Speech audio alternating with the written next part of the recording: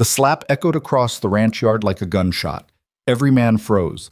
Evelyn Harper stood there, hand still raised, facing down a cowboy twice her size, while the owner watched from the shadows. She'd just crossed a line no woman in Red Hollow had ever dared to cross, and everyone knew there was no coming back from it. But what brought a desperate girl from a failing home to this moment of reckoning? Stay with me until the end of this story. Hit that like button and drop a comment with your city so I can see how far this tale travels. The morning Evelyn's life changed forever started with her brother's fist slamming onto the kitchen table hard enough to rattle the empty tin cups. "You're going!" Evelyn didn't look up from the pathetic excuse for breakfast she was scraping together. 2 eggs between 3 people, watered-down coffee that tasted like dirt, and half a loaf of bread so stale she'd had to soak it just to make it chewable. Her hands kept moving, mechanical, practiced. She'd gotten good at pretending she didn't hear Thomas when he got like this. "Did you hear me, Evie? I said you're going. I heard you the first time." Her voice came out flat, tired. She was always tired these days. "And I already told you no." Thomas moved fast for a man who'd been drinking since dawn. He grabbed her wrist hard enough that the knife clattered against the cast iron pan. "We don't have the luxury of no anymore. Look around you. Look at this place." She didn't need to look. She'd been looking at it every day for the past year, watching their father's legacy crumble one piece at a time. The Harper family homestead, if you could even call it that anymore, consisted of a sagging 2-room cabin with a roof that leaked when it rained, a barn that housed exactly 1 aging horse, and 20 acres of land so depleted that nothing would grow on it except weeds and regret. Their father had died owing money to half the town. Their mother had followed him 6 months later, taking what was left of Evelyn's hope with her. "I'm not going to work as a cook at some ranch." Evelyn jerked her hand free, turning to face him properly. "I don't care what it pays." "Thornridge Ranch," Thomas spoke the name like it was supposed to mean something. "Dawson Ridgewell's place. 20 miles north, biggest operation in 3 counties. They need a cook, and they're willing to pay real money, enough to cover the debts and then some." "Then you go cook for them." "Don't be stupid. They want a woman, someone who can actually make food fit to eat, not burn everything like I do." He grabbed a piece of paper from his pocket, creased and slightly damp with sweat. "Mrs. Patterson at the boarding house gave me the details. They've been through 4 cooks in 6 months. Nobody wants the job because it's too remote, too rough. But that means they're desperate enough to pay well." Evelyn felt something cold settle in her stomach. "If nobody wants it, why would I?" "Because we're about to lose everything." Thomas's voice cracked on the last word. For just a second, she saw past the anger and the drinking to the scared younger brother she'd practically raised. "The bank's giving us until the end of the month. That's 3 weeks, Evie. 3 weeks and they take the land, the house, everything. This job is the only chance we've got." She turned back to the stove, moving the eggs around the pan even though they were already done. The silence stretched out between them, filled only with the hiss of the dying fire and the sound of her own heartbeat in her ears. "How long?" she finally asked. "What?" "How long would I have to work there?" She could hear the relief in his exhale. "Contracts for 6 months. Room and board included, plus wages. You send the money back, we pay off the debts, and maybe we can figure out how to make this place work again." Evelyn closed her eyes. 6 months. Half a year of her life gone to some remote ranch in the middle of nowhere, cooking for rough men who probably wouldn't even appreciate it. But what choice did she have? Watch Thomas drink himself to death while they lost everything their parents had worked for? End up on the street with nothing? "When do they want me?" "Monday. Day after tomorrow." "Of course." No time to think, no time to prepare, just pack up and go. "Fine."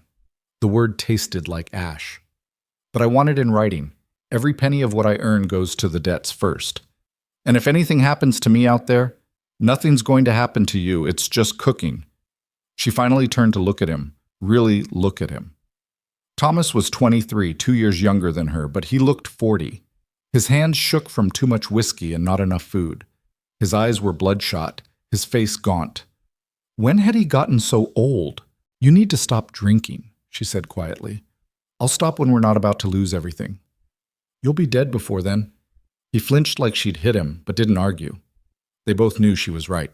"Ach, Red Hollow on a Saturday afternoon was a study in judgment disguised as civilization. Evelyn walked down the main street with her head up and her eyes forward, very aware of the whispers that followed her like flies on meat. That's the Harper girl. Heard her brothers sending her away to work. Probably for the best, nothing left for her here anyway. She'd lived in this town her entire life. She'd gone to the schoolhouse with most of these people's children, had helped their mothers during harvest season, had brought food to their families when someone was sick. None of that mattered now. Poverty was contagious in places like Red Hollow, and the Harpers had caught it bad. The general store was her first stop.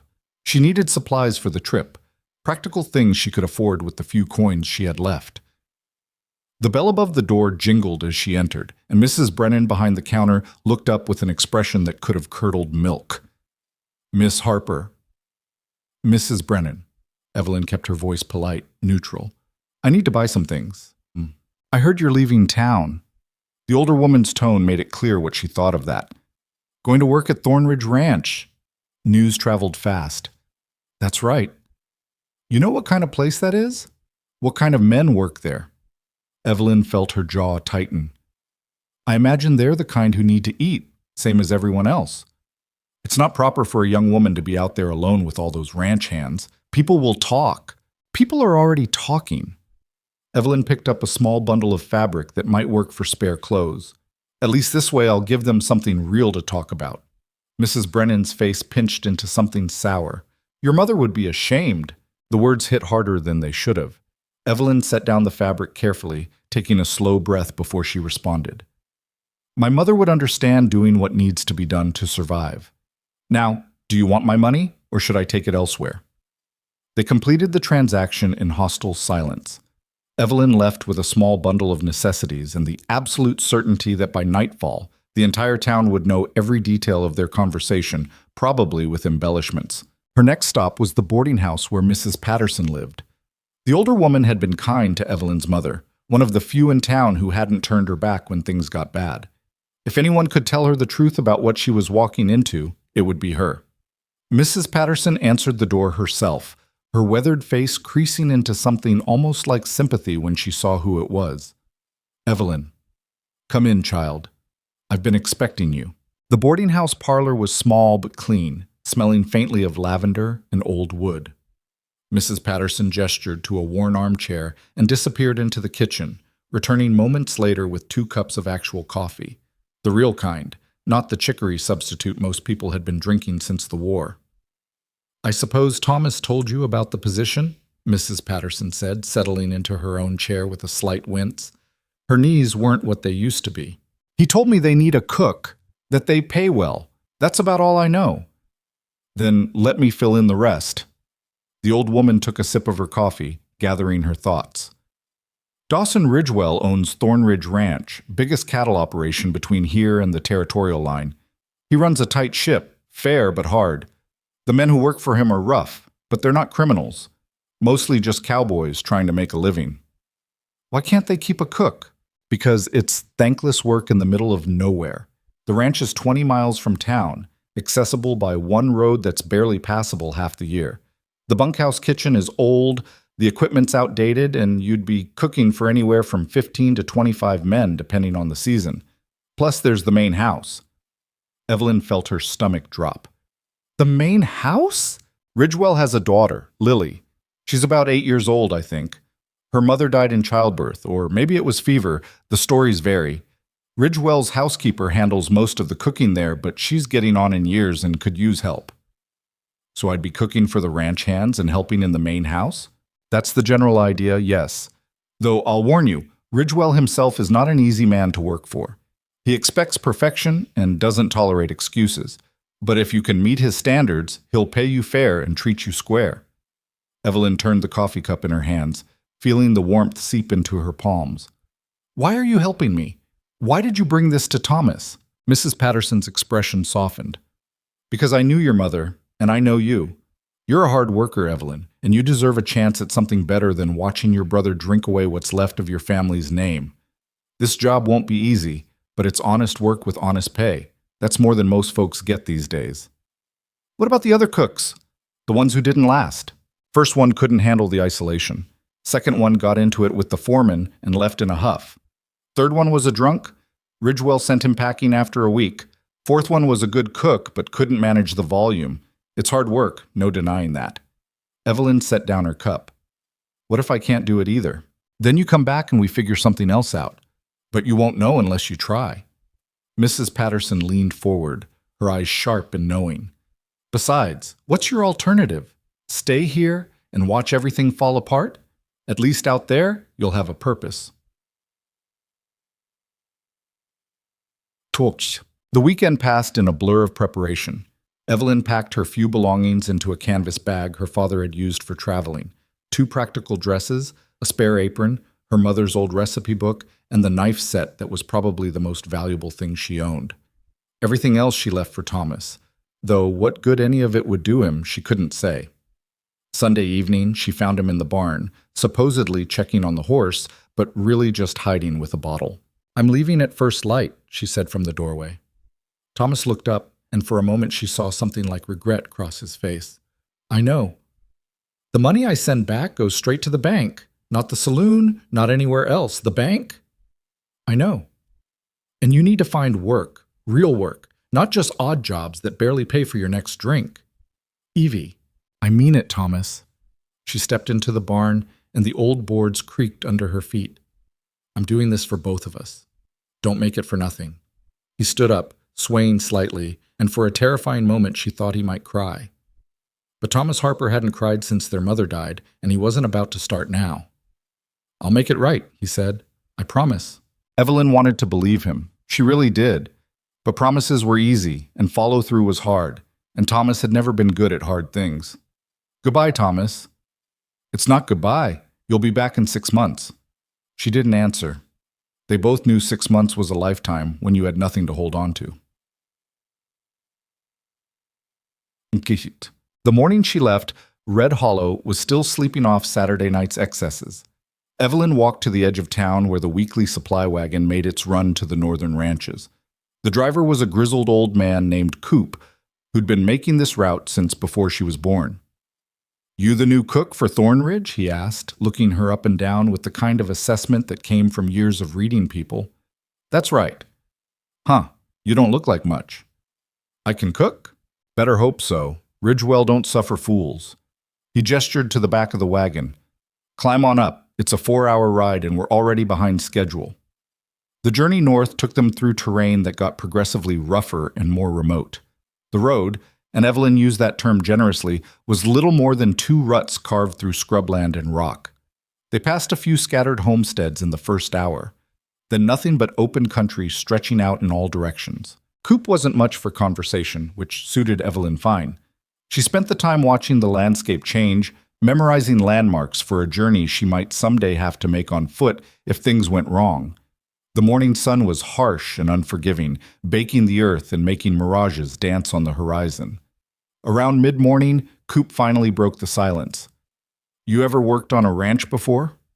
No. Ever cooked for more than a handful of people? My father used to run a boarding house before things went bad. This ain't a boarding house. These are working men who've been out in the sun all day doing hard labor. They'll eat anything you put in front of them, but they'll also know if you're phoning it in. Evelyn turned to look at him. I don't know what that means. It means don't think you can just throw some beans in a pot and call it supper. These boys need real food, and lots of it. You short them or serve them garbage, they'll make your life hell. I can handle myself, Coop snorted. Yeah, that's what the last one said. She lasted 3 days before she had a crying fit and demanded to be taken back to town. I won't cry. We'll see. Another hour passed. The sun climbed higher, and Evelyn began to understand what isolation really meant. Out here, there was nothing between her and the horizon. No neighbors, no town, no easy escape if things went wrong. Just endless open country and the gradually rising foothills in the distance. Finally, Coop pointed ahead. There. That's Thornridge. At first, Evelyn couldn't see anything but more scrubland. Then the road crested a low rise, and suddenly it was all laid out before her. Thornridge Ranch sprawled across a valley like something out of a different world. The main house sat on a slight elevation, a two-story structure with a wide porch and actual glass windows that glinted in the sunlight. Below it, arranged in a rough semicircle, were the working buildings, a massive barn, several corrals, a blacksmith's forge, storage sheds, and what had to be the bunkhouse. Beyond all of it, she could see cattle dotting the hillsides, more cattle than she'd ever seen in one place. Big operation, Coop said, something like pride in his voice. Ridgewell built this from nothing. Came out here 15 years ago with a wagon, a pregnant wife, and more ambition than sense. Now look at it. The wagon rumbled down the slope toward the ranch buildings. As they got closer, Evelyn could see men working, mending fences, moving cattle, shoeing horses. They all looked up as the wagon passed, and she felt the weight of their stares like physical things. Coop pulled the wagon to a stop in front of a long, low building that had to be the bunkhouse. "Wait here. I'll fetch someone to show you around." He disappeared inside, leaving Evelyn sitting in the wagon bed surrounded by supply crates and her single pathetic bag of belongings. She could feel eyes on her from every direction, ranch hands pausing in their work to get a look at the new cook. A young cowboy, maybe 18, approached the wagon with a cocky grin. "Well now, looks like our luck's finally turning. You're a hell of a lot prettier than old Cookie was." "Cookie?" "Last cook. Mean old bastard who couldn't boil water without burning it." The kid leaned against the wagon wheel. "Name's Billy. Billy Carson. Welcome to Thornridge. Evelyn Harper." "Pleasure to meet you, Miss Harper. Fair warning. The kitchen's a disaster. Cookie left in kind of a hurry after the foreman threatened to strangle him with his own apron strings." Before Evelyn could respond, a sharp voice cut across the yard. "Carson, those horses won't shoe themselves." Billy straightened up fast, the grin disappearing. "Yes, sir, Mr. Holloway." He hurried off, and Evelyn looked toward the source of the voice. A tall, lean man in his 40s was walking toward the wagon, his face weathered by sun and wind into something hard and unyielding. This had to be the foreman. "Miss Harper?" It wasn't a question. "I'm Jack Holloway, foreman of this ranch. Mr. Ridgewell's up at the main house, but he'll want to meet you before you settle in." "All right." Holloway's eyes narrowed slightly, like he was trying to figure her out. "You know what you signed on for here?" "I'm the cook. I cook." "You're the cook if Mr. Ridgewell says you are. He's particular about who works for him." He gestured toward the main house. "Come on, bring your things." Evelyn grabbed her bag and climbed down from the wagon, trying not to show how nervous she suddenly was. The walk to the main house felt like a mile, though it couldn't have been more than 100 yards. She was acutely aware of every man on the ranch watching her, measuring her, probably betting on how long she'd last. The main house up close was even more impressive than it had looked from a distance. Someone had put real care into building it, solid timber construction, a shingled roof in good repair, and that wide porch with actual furniture on it. Wind chimes hung from one corner, making soft music in the breeze. Holloway led her up the porch steps and knocked twice on the door before opening it. "Mr. Ridgewell, the new cook's here." The interior of the house was cool and dim after the bright sunlight. Evelyn's eyes took a moment to adjust, and when they did, she found herself in a front room that was surprisingly well kept. Furniture that matched, rugs on the floor, curtains on the windows. A woman's touch, even if the woman was long gone. "Bring her in." The voice came from deeper in the house. Holloway led her through to what looked like an office. Walls lined with ledgers and ranch records, a large desk covered in papers and maps, and behind that desk, a man who could only be Dawson Ridgewell. He was younger than Evelyn had expected, maybe 35, with dark hair starting to go gray at the temples and eyes that looked like they'd seen more than their share of hard times. He was clean-shaven, dressed in simple work clothes, and when he looked up at her, his expression gave away absolutely nothing. "This is Evelyn Harper," Holloway said, "from Red Hollow." Ridgewell stood, and Evelyn realized he was tall, well over 6 feet, with the kind of build that came from actual hard work, rather than just sitting behind a desk. He came around and leaned against the front of the desk, arms crossed, studying her with an intensity that made her want to squirm. "You're the cook," he finally said. "Yes, sir." "You know how to cook for 20 men?"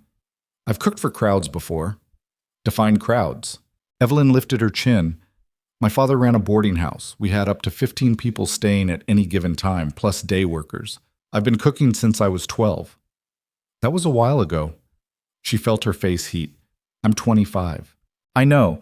I asked around about you before I agreed to hire you. Ridgewell pushed off the desk and walked to the window, looking out over his ranch. Your father died owing money. Your brother's a drunk. Your family's about to lose everything. That about sum it up? The casual way he laid out her life's disasters stung more than it should have. That sums it up. So you're desperate. I prefer motivated. He turned back to face her, and she thought she saw the ghost of something like amusement in his eyes. Fair enough. Here's how this works.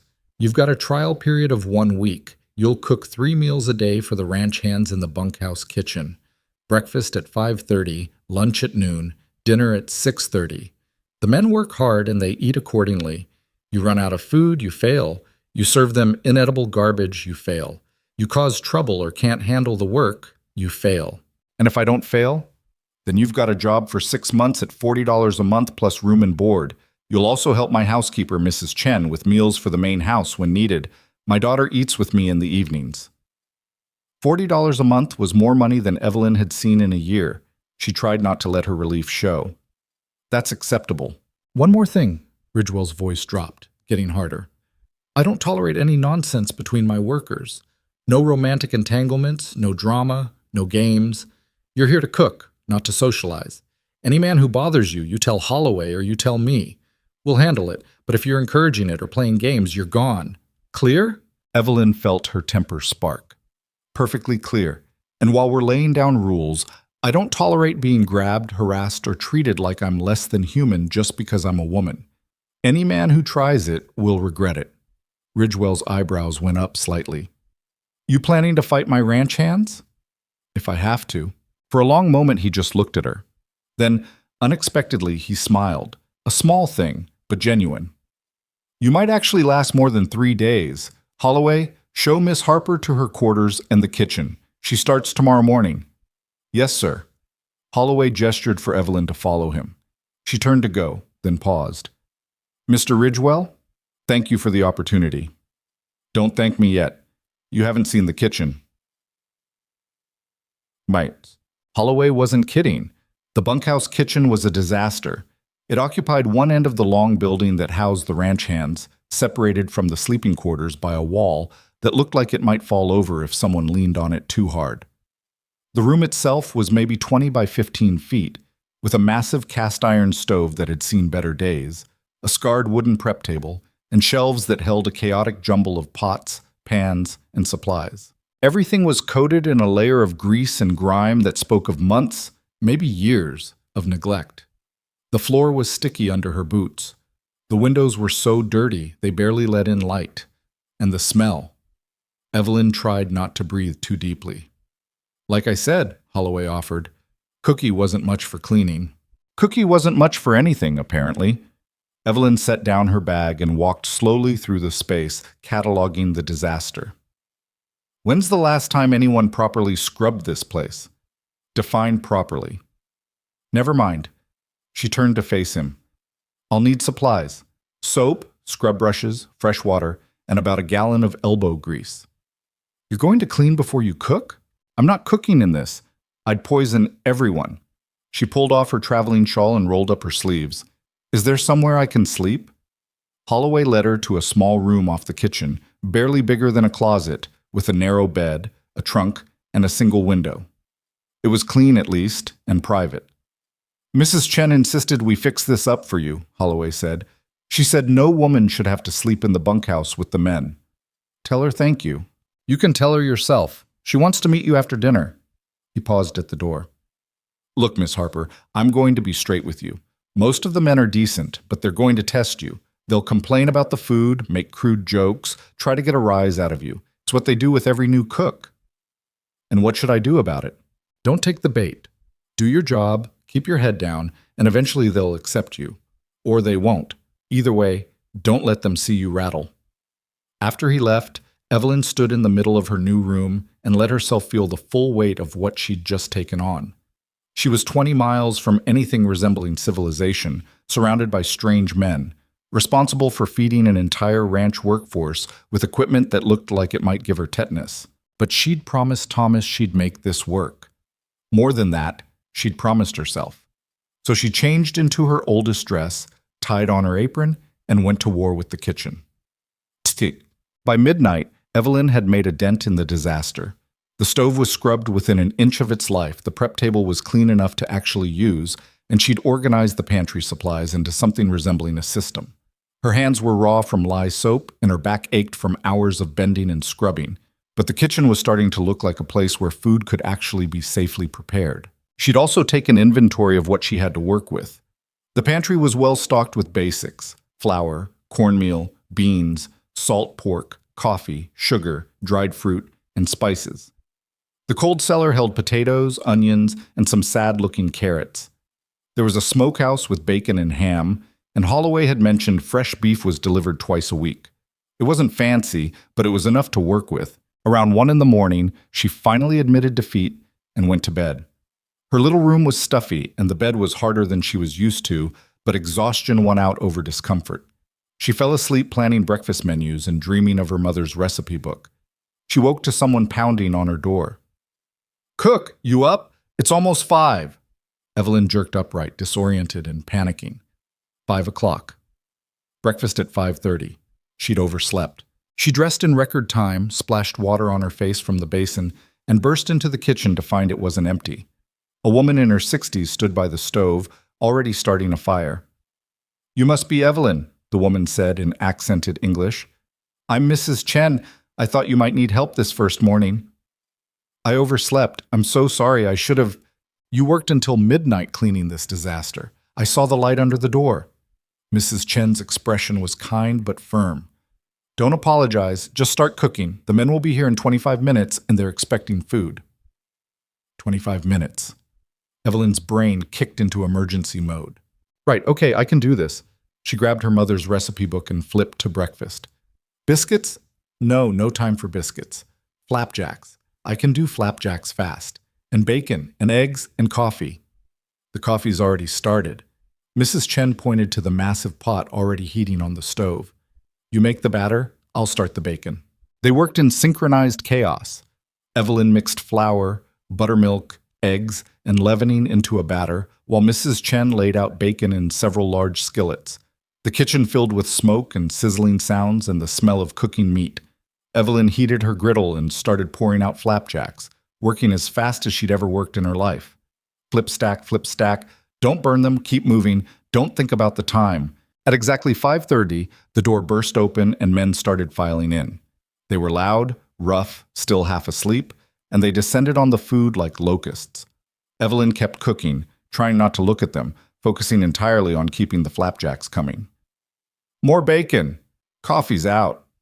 "These flapjacks are actually edible, damn." Mrs. Chen moved through the chaos like she'd done this 1,000 times before, refilling coffee, bringing out more bacon, managing the crowd. Evelyn just kept cooking, her arms aching, sweat dripping down her back despite the early morning cool. Finally, mercifully, the rush ended. The men filtered back out to start their workday, and Evelyn sagged against the prep table, exhausted. "You did well," Mrs. Chen said, already starting to clean up. "For your first day." "I barely survived." "That's what first days are for, surviving." The older woman smiled. "Tomorrow you'll have more time to prepare. And the day after that, it will be easier still." "Thank you for helping me. I would have failed without you." "Perhaps, but you didn't fail, so it doesn't matter." Mrs. Chen wiped her hands on her apron. "Come to the main house tonight after dinner service. Mr. Ridgewell wants you to meet Lily, and I want to show you how the household kitchen works." "All right." After Mrs. Chen left, Evelyn collapsed into a chair and looked at the wreckage of her first breakfast service. Dirty pans everywhere, batter splattered on the walls, and she still had to prepare lunch in 6 hours. But she'd done it. She'd fed 20 men, and none of them had died or complained too loudly. It was a start.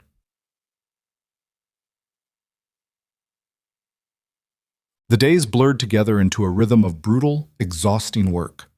Evelyn woke before dawn, cooked breakfast for the crew, cleaned up, started preparing lunch, cooked lunch, cleaned up again, started preparing dinner, cooked dinner, cleaned up one final time, and fell into bed barely able to move. The men tested her exactly like Holloway said they would. They complained the coffee was too weak, then too strong. They said the beans needed more salt, then too much salt. They made jokes she didn't understand and laughed when she didn't react. But the food was good. Even the complaints were half-hearted because everyone could tell the difference between her cooking and whatever Cookie had been serving them. On her third day, a young ranch hand named Tommy asked if she could make the kind of cornbread his mother used to make. "What kind was that?" Evelyn asked, up to her elbows in bread dough. "Sweet. She put honey in it." "I can try." That night she served honey cornbread with the dinner stew. Tommy took one bite and his eyes actually got wet. "That's exactly like Ma's," he said quietly. "Thank you, Miss Harper." After that, something shifted. The men started saying please and thank you. They cleaned up after themselves a little better. They stopped treating her like an inconvenience and started treating her like she mattered. On Friday evening, exactly 1 week after she'd arrived, Holloway found her cleaning up after dinner. "Mr. Ridgewell wants to see you." Evelyn's heart sank. This was it. He was going to tell her she hadn't passed the trial period, that she wasn't good enough, that she needed to leave.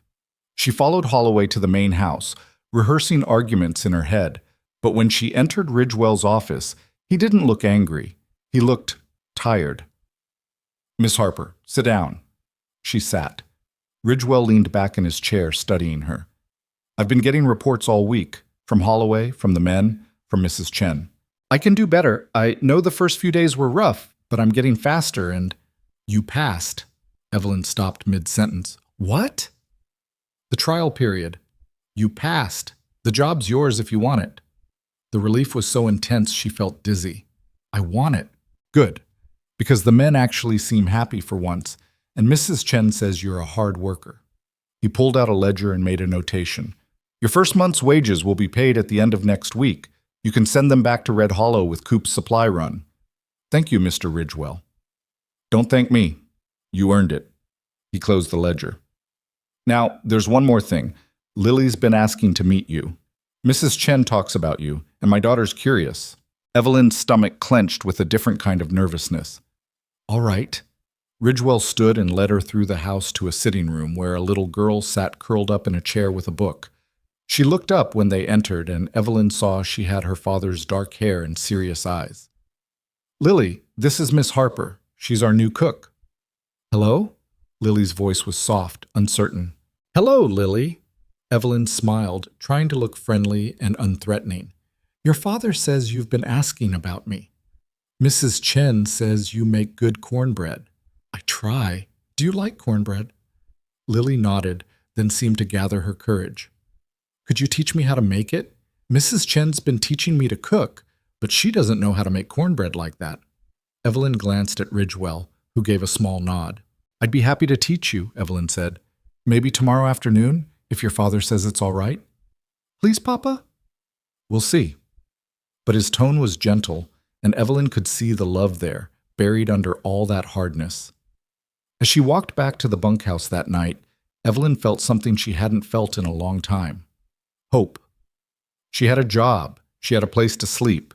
She had purpose. It wasn't much, but it was hers. And for now, that was enough. The Saturday afternoon sun was unforgiving as Evelyn stood in the main house kitchen with Lily Ridgewell perched on a stool beside her, watching with the kind of intense focus that only children could manage. Mrs. Chen had excused herself to tend to other household duties, leaving them alone with flour, cornmeal, and the promise of something sweet. "First thing you need to know about cornbread," Evelyn said, measuring out the cornmeal into a large bowl, "is that it's simple. The trick isn't in making it complicated, it's in knowing when to stop." "Stop what?" Lily asked, her small hands folded in her lap like she was afraid to touch anything. "Stop fussing with it. Some things get better the more you work them. Bread dough, for example. But cornbread batter? You mix it just enough and then you leave it alone." Evelyn glanced at the girl. "You want to help or just watch?" Lily's eyes went wide. "I can help." "That's why you're here, isn't it? Come on, wash your hands and grab that measuring cup." They worked together in a silence that was surprisingly comfortable. Lily followed instructions with careful precision, measuring flour and baking powder like each scoop mattered. When it came time to crack the eggs, she hesitated. "What if I get shells in it?" "Then we fish them out. It's not the end of the world." Evelyn handed her an egg. "Go on." The girl cracked it with more force than necessary, sending shell fragments into the bowl along with the egg. Her face fell immediately. I ruined it. No, you didn't. Watch. Evelyn used half an eggshell to scoop out the fragments, a trick her mother had taught her years ago. See? Easy fix. Try the next one. Lily's second attempt was better. By the third egg, she was almost confident. My mama used to cook, Lily said quietly, not looking up from the bowl, before she died. Evelyn's hand stilled on the measuring cup. This was dangerous territory, the kind of conversation that could go wrong fast. But the girl was looking at her now with eyes that held too much sadness for someone so young. I bet she was good at it, Evelyn said carefully. I don't remember. I was really little. Lily traced a finger through the spilled flour on the counter. Papa doesn't talk about her much. Neither does Mrs. Chen. I think it makes them sad. Sometimes people don't talk about things that hurt. Do you have a mama? I did. She died last year. Lily looked up sharply. Does it get easier? The question hit harder than Evelyn expected. She stopped pretending to measure ingredients and turned to face the girl properly. I don't know yet. Some days are worse than others, but I think she'd want me to keep going, to do things that matter. Like cooking? Like cooking. They finished the batter in silence, and Evelyn poured it into a greased pan before sliding it into the oven. The heat from the stove made the kitchen almost unbearable in the afternoon warmth, but neither of them moved away. How long until it's done? Lily asked. 25 minutes. You want to wait here or come back? I'll wait. The girl climbed back onto her stool. Can I ask you something? Sure. Why did you come here? To the ranch, I mean. Mrs. Chen says most women don't want to work this far from town. Evelyn leaned against the counter, considering how much truth to give an 8-year-old. My family needed money. My brother found out about the job and I took it. Do you like it here? The work's hard. The hours are long. The men can be difficult. Evelyn smiled slightly. But the kitchen's mine now. Nobody tells me how to run it. That's worth something. Papa says you're a good cook, better than Cookie. Cookie set a pretty low bar from what I understand. Lily giggled, then covered her mouth like she'd done something wrong. It struck Evelyn how carefully controlled this child was, how afraid she seemed of taking up too much space or making too much noise. She recognized it because she'd been the same way after her mother died, trying to be perfect, trying not to be a burden. The cornbread came out golden and perfect, and when Evelyn drizzled honey over the top while it was still warm, the smell filled the kitchen like a promise. She cut a piece for Lily and watched the girl take her first bite. It's so good, Lily said, and there was something like wonder in her voice. You made it. You should be proud. We made it. Fair enough? Evelyn cut herself a small piece. We made it. They were still sitting there eating warm cornbread and not talking about dead mothers when Ridgewell appeared in the doorway. Evelyn started to stand, but he waved her back down. Papa, look what we made. Lily held up her piece of cornbread like a trophy. Ridgewell's expression softened in a way Evelyn had never seen before. Looks good, sweetheart. Miss Harper teaching you her secrets? All of them, Evelyn said. She's a quick learner. She gets that from her mother. He said it casually, but Evelyn saw the flash of pain that crossed his face before he locked it down again. Lily, why don't you go wash up for dinner? Mrs. Chen's making stew. Can Miss Harper eat with us? Miss Harper has her own dinner to cook for the ranch hands. Lily's face fell, and Evelyn felt an unexpected pang of disappointment herself. But she stood up and started cleaning the kitchen, giving them space. Maybe another time, she said to Lily. We can make biscuits next. I know a recipe that'll change your life. After Lily left, practically skipping, Ridgewell lingered in the doorway. Evelyn kept cleaning, hyper-aware of his presence. Thank you, he finally said, for spending time with her. She doesn't get much. She doesn't have many people to talk to out here. She's a sweet kid. She is, he paused. But I need to be clear about something, Miss Harper. Lily's been through enough. I won't have her getting attached to someone who might not stay. Evelyn turned to face him, meeting his eyes directly. I signed a 6-month contract, and I intend to honor it. After that, we'll see. But I'm not the kind of person who makes promises to children and then disappears. Good. He nodded once, sharp and final. The men are asking if you can make fried chicken tomorrow. Apparently word's gotten around about your cooking and now they have opinions. Let me guess, they want their mother's recipes. Something like that. I'll see what I can do." After he left, Evelyn finished cleaning and walked back to the bunkhouse through the evening light. The ranch was quieter now, most of the men finishing up their work or already washing up for dinner. She could hear cattle lowing in the distance and the rhythmic clang of the blacksmith's hammer. Billy Carson intercepted her halfway across the yard, his hat in his hands and that same cocky grin on his face. "Miss Harper, I was wondering—" "No," Evelyn said without breaking stride. "You don't even know what I was going to ask." "Doesn't matter. The answer's still no. I just wanted to know if you needed help carrying anything." Evelyn stopped and turned to look at him. He was young, probably hadn't been working the ranch more than a year, and he had the kind of eager energy that probably got him into trouble regularly. "I don't need help, Billy, but thank you for asking. Maybe I could help you in the kitchen sometime. I'm real good at peeling potatoes." "I bet you are. But Mr. Ridgewell has rules about men in the kitchen during my work hours." "What about after work hours?" "Still no." She left him standing there, looking dejected, and headed into the bunkhouse. The kitchen was already starting to feel like home, which was dangerous. She'd learned not to get too comfortable anywhere because comfortable meant it hurt more when you had to leave. But as she started preparing dinner, fried chicken like the men wanted, with mashed potatoes and green beans and fresh biscuits, she couldn't help feeling something settle in her chest. Purpose, maybe. Or just the satisfaction of doing something she was actually good at. The dinner rush was controlled chaos as always. The men filed in, loud and hungry, tracking in dust and sweat. They loaded their plates and found seats at the long tables, and Evelyn kept the food coming. "This is incredible, Miss Harper," Tommy said, biting into a piece of chicken. "Better than Cookie by a mile." "Better than Cookie by 1,000 miles, another hand added. "Cookie couldn't fry chicken if his life depended on it." "Remember that time he tried to make dumplings?" Someone called from the back. "Damn things were like rocks, near broke a tooth." Laughter rippled through the room, and Evelyn found herself smiling despite the exhaustion. These weren't bad men. Rough around the edges, sure, and some of them probably had histories they weren't proud of, but they worked hard. They were honest about what they wanted, and they appreciated good food. After dinner, she was elbow-deep in dishwater when Mrs. Chen appeared with a covered basket. "From Lily," the older woman said, setting it on the clean end of the prep table. "She wanted you to have some of the cornbread you made together." Evelyn dried her hands and lifted the cloth covering. Inside were 3 pieces of cornbread wrapped carefully in napkins, still slightly warm. She didn't have to do that. "No, but she wanted to." Mrs. Chen picked up a dish towel and started drying plates without being asked. "You were kind to her today. She noticed. I just taught her to make cornbread." "You did more than that, and you know it."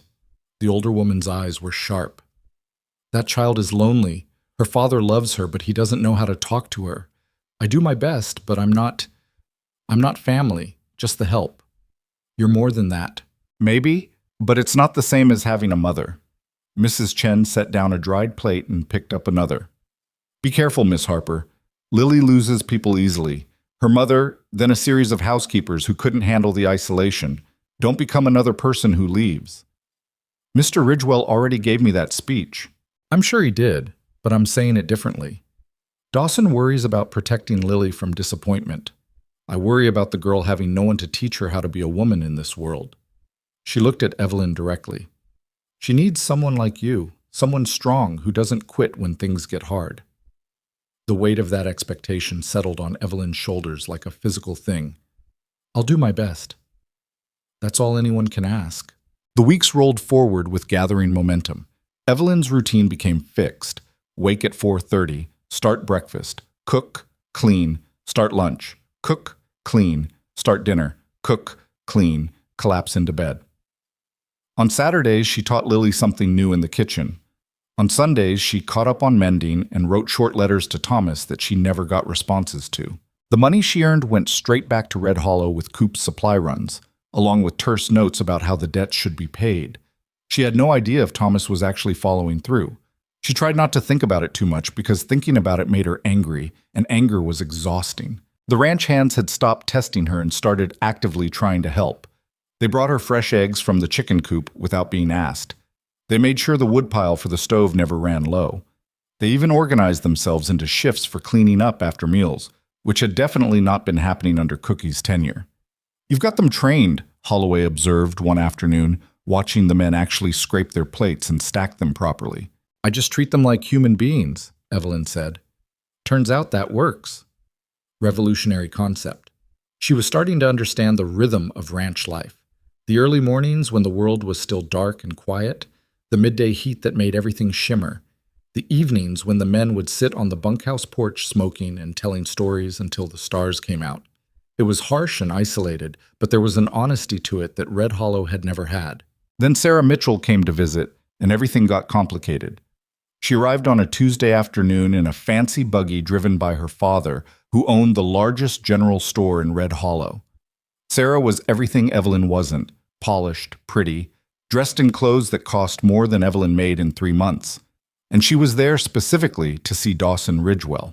Evelyn was in the bunkhouse kitchen when she heard the commotion in the yard. Through the window, she watched Sarah step down from the buggy like she was descending from a throne, one gloved hand accepting Ridgewell's assistance with practiced grace. "Well, that's interesting," Billy said, appearing at Evelyn's elbow and making her jump. "Don't often get visitors out here, especially not ones that fancy." "Who is she?" "Sarah Mitchell. Her daddy's trying to marry her off to Mr. Ridgewell. Been after him for months." Evelyn turned back to her bread dough, punching it down harder than necessary. "That's none of my business." "Maybe not, but it's good gossip. She's been out here 3 times now, brings fancy food from town like our cooking isn't good enough." "Our cooking?" Billy grinned. "Your cooking, I mean. She brings these little sandwiches and cakes and acts like she's doing us all a favor." Evelyn watched through the window as Ridgewell led Sarah and her father toward the main house. The woman moved with confidence, like she belonged there already. "Does Mr. Ridgewell seem interested?" The question was out before Evelyn could stop it. "Hard to say. Boss keeps his cards close, but he hasn't sent her away yet." Billy leaned against the counter. "Why, you jealous? Don't be ridiculous. I'm just saying you got competition for the boss's attention." Evelyn whirled on him. "I'm the cook. I don't want anyone's attention. I want to do my job and get paid. That's it." Sure. But Billy was still grinning when he left. Evelyn tried to focus on her work, but her eyes kept drifting to the main house. She told herself she didn't care who Ridgewell courted or married. It was his life and his business. But something uncomfortable was churning in her stomach anyway. That evening, Mrs. Chen appeared in the kitchen looking tired and irritated. "The Mitchell woman is staying for dinner," she announced. "Mr. Ridgewell has requested that you prepare something special for the main house." "What kind of special?" He didn't specify, just something impressive. Mrs. Chen's expression suggested what she thought of this request. "I'm sorry to add to your workload." "It's fine." Evelyn wiped her hands on her apron, thinking, "I can do a roasted chicken with herbs, potatoes, and that apple tart recipe my mother used to make. Will that work?" "Anything will work better than those dry sandwiches she brought." The words were said with such venom that Evelyn couldn't help smiling. "Not a fan?" "She treats me like furniture, talks right over me like I'm not there." Mrs. Chen started pulling out ingredients. "I've worked for Dawson Ridgewell for 10 years. I helped deliver Lily when her mother went into early labor. But to that woman, I'm invisible." "Then let's make sure dinner's so good she chokes on it." They worked together with focused intensity. While Evelyn handled the ranch hand's regular dinner, Mrs. Chen helped prepare the special meal for the main house. The chicken came out perfectly golden, the potatoes crispy on the outside and fluffy inside, and the apple tart smelled like heaven. "This will do," Mrs. Chen said with satisfaction. "This will absolutely do." Evelyn finished serving the ranch hands and was cleaning up when she heard raised voices from the direction of the main house. She tried to ignore them, but they grew louder, and then a door slammed hard enough to echo across the yard. Through the window, she saw Sarah Mitchell storm out of the main house and practically throw herself into her father's buggy. Her face was red, and her mouth was set in a furious line. The buggy pulled away fast, wheels kicking up dust. Mrs. Chen appeared in the doorway of the bunkhouse kitchen, breathing hard like she'd been running. "Well," she said, "that went poorly. What happened?" "Miss Mitchell made the mistake of insulting my cooking in front of Mr. Ridgewell. Then she suggested he send Lily away to boarding school so he could focus on remarrying properly." Mrs. Chen's smile was sharp. "He asked her to leave." Because of Lily? Because Dawson Ridgewell might be hard, but he's not a fool. He knows what matters. The older woman sat down heavily. Also, he might have mentioned that the ranch already has an excellent cook and doesn't need fancy sandwiches from town. Evelyn felt her face heat. He said that? Among other things, some of which were not particularly polite. Mrs. Chen looked at her carefully. You should know that people in town are going to talk about this. Sarah Mitchell is not someone who takes rejection well. I didn't do anything. Doesn't matter. You're the other woman in the narrative, whether you want to be or not. The warning sat heavy in Evelyn's chest, but she pushed it aside. She had work to do, and she couldn't afford to worry about town gossip from 20 miles away, except the gossip came to her. The next supply run, Coop pulled her aside before he left. You should know folks in Red Hollow are talking, he said bluntly, about you and Ridgewell. Evelyn's hands tightened on the crate she was carrying. There's nothing to talk about. I know that and you know that. But Sarah Mitchell's been telling anyone who'll listen that you're trying to trap the boss into marriage. Says you're using the daughter to get close to him. That's insane. Yep, but people believe what they want to believe. Coop scratched his beard. Just thought you should know. Your brother's hearing it too. How is Thomas? Sober, last I saw him. He's been doing odd jobs around town. Trying, at least. It was the best news Evelyn had heard in weeks. Thank you for telling me. After Coop left, she stood in the yard feeling the weight of invisible eyes judging her from miles away. She'd come out here to escape Red Hollow's judgment, but apparently distance didn't matter. People would talk regardless of the truth. Don't let it get to you, Holloway said, appearing beside her. Small-town gossip is like wildfire. Burns hot and fast, but doesn't last. What if it does last? Then you keep your head up and do your job. That's all you can control. But the gossip had already planted seeds of doubt in the minds of the ranch hands. Evelyn started noticing the way some of them looked at her, speculative, measuring. Billy stopped his cheerful flirting. Even Tommy seemed more distant. The breaking point came 3 weeks later during Saturday lunch service. Evelyn was bringing out a fresh pot of stew when she overheard two of the newer hands talking in voices they probably thought were quiet. I'm telling you, she's working an angle. Women like that always are. You really think she's after the boss? Why else would she be spending so much time with the kid? She's setting herself up. Evelyn set down the pot harder than necessary, making both men jump. You have something to say to me, she said coldly. Say it to my face. The older of the two, a man named Garrett, who'd been working the ranch for maybe a month, stood up slowly. He was big, probably thought his size made him intimidating. Just making conversation, ma'am. About me, behind my back. While eating food I cooked for you. Didn't mean any offense. Then what did you mean? Evelyn crossed her arms. Go ahead, say it clearly. The room had gone silent. Every man was watching now, waiting to see how this would play out. Garrett's face reddened. Look, we all see what's going on. You're working the boss and his kid, trying to move up from cook to lady of the house. It's obvious. Is it? Evelyn's voice was flat and dangerous. And what evidence do you have for this theory? You spend half your time at the main house. You're always with the little girl. The boss protects you when people talk. I spend time at the main house because Mrs. Chen needs help, and Mr. Ridgewell requests it. I spend time with Lily because she's a lonely child who asked me to teach her to cook. And if people are talking, that's their problem, not mine.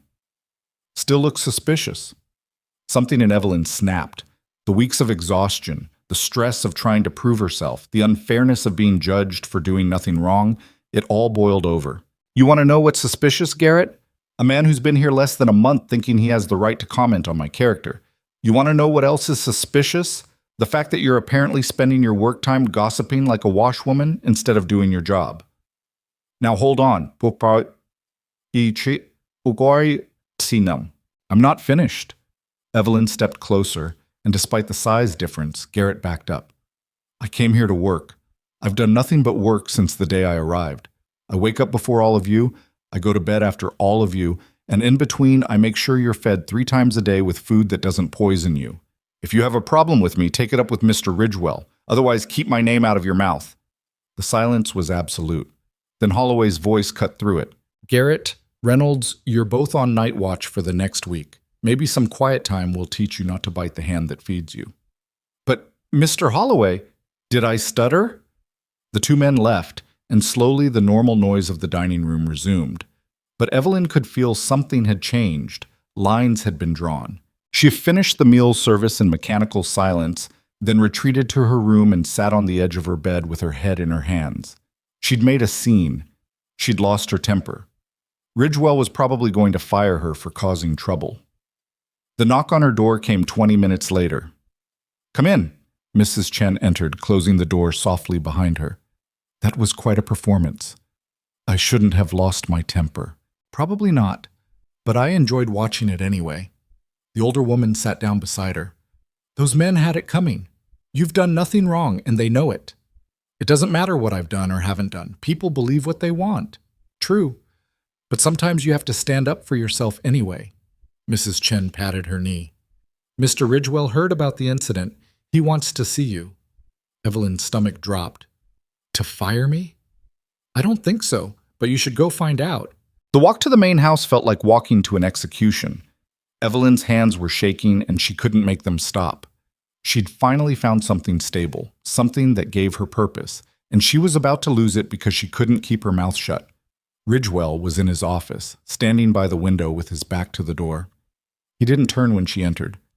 "Mr. Ridgewell, Holloway told me what happened." His voice was calm, which somehow made it worse. "He also told me what Garrett said to you. I lost my temper. It won't happen again." "You defended yourself against baseless accusations. That's not the same as losing your temper." Evelyn blinked, thrown. What?" Ridgewell finally turned to face her. His expression was unreadable. "I hired you to cook, Miss Harper, not to be subjected to gossip and innuendo from men who don't know anything about you. Garrett and Reynolds are gone. I sent them packing an hour ago." "You fired them? Because of me?" "I fired them because they created a hostile work environment and violated the basic respect I expect from anyone who works for me." He moved to his desk, leaning against it. "I also fired them because what they said was offensive and untrue, and I won't have it on my ranch. People are going to talk more now. They'll say you're protecting me because what?" His eyes were sharp. "Because I value good work? Because I don't tolerate bullying? Let them talk." "It's not that simple." "It is exactly that simple." He crossed his arms. "You work hard. You do your job well. You've been kind to my daughter without asking for anything in return. Those are facts. Everything else is noise." Evelyn felt something tight in her chest loosen slightly. "Thank you." "Don't thank me. I'm being selfish. You're the best cook this ranch has had in 5 years, and I'm not losing you because some men can't keep their mouths shut." He paused. "But I need to know if this job is still working for you, if the gossip becomes too much. If you want to leave, I don't want to leave." The words came out fiercer than she intended. Ridgewell's eyebrows rose slightly. "I signed a contract," Evelyn continued, trying to sound more professional. "I intend to honor it, and I'm not going to let small-minded gossip drive me away from honest work." "Good." He nodded once. "Then we're settled. Get back to work, Miss Harper." She was halfway to the door when his voice stopped her. "Evelyn?" It was the first time he'd used her first name. She turned back. "You did the right thing today. Standing up for yourself. Don't ever apologize for that." Something in his expression made her chest feel strange. She nodded, not trusting her voice, and left quickly. Walking back to the bunkhouse through the evening light, Evelyn felt something shift inside her. The fear was still there, the worry about judgment and gossip and losing what little stability she'd found. But underneath it was something harder, something forged from weeks of proving herself against impossible odds.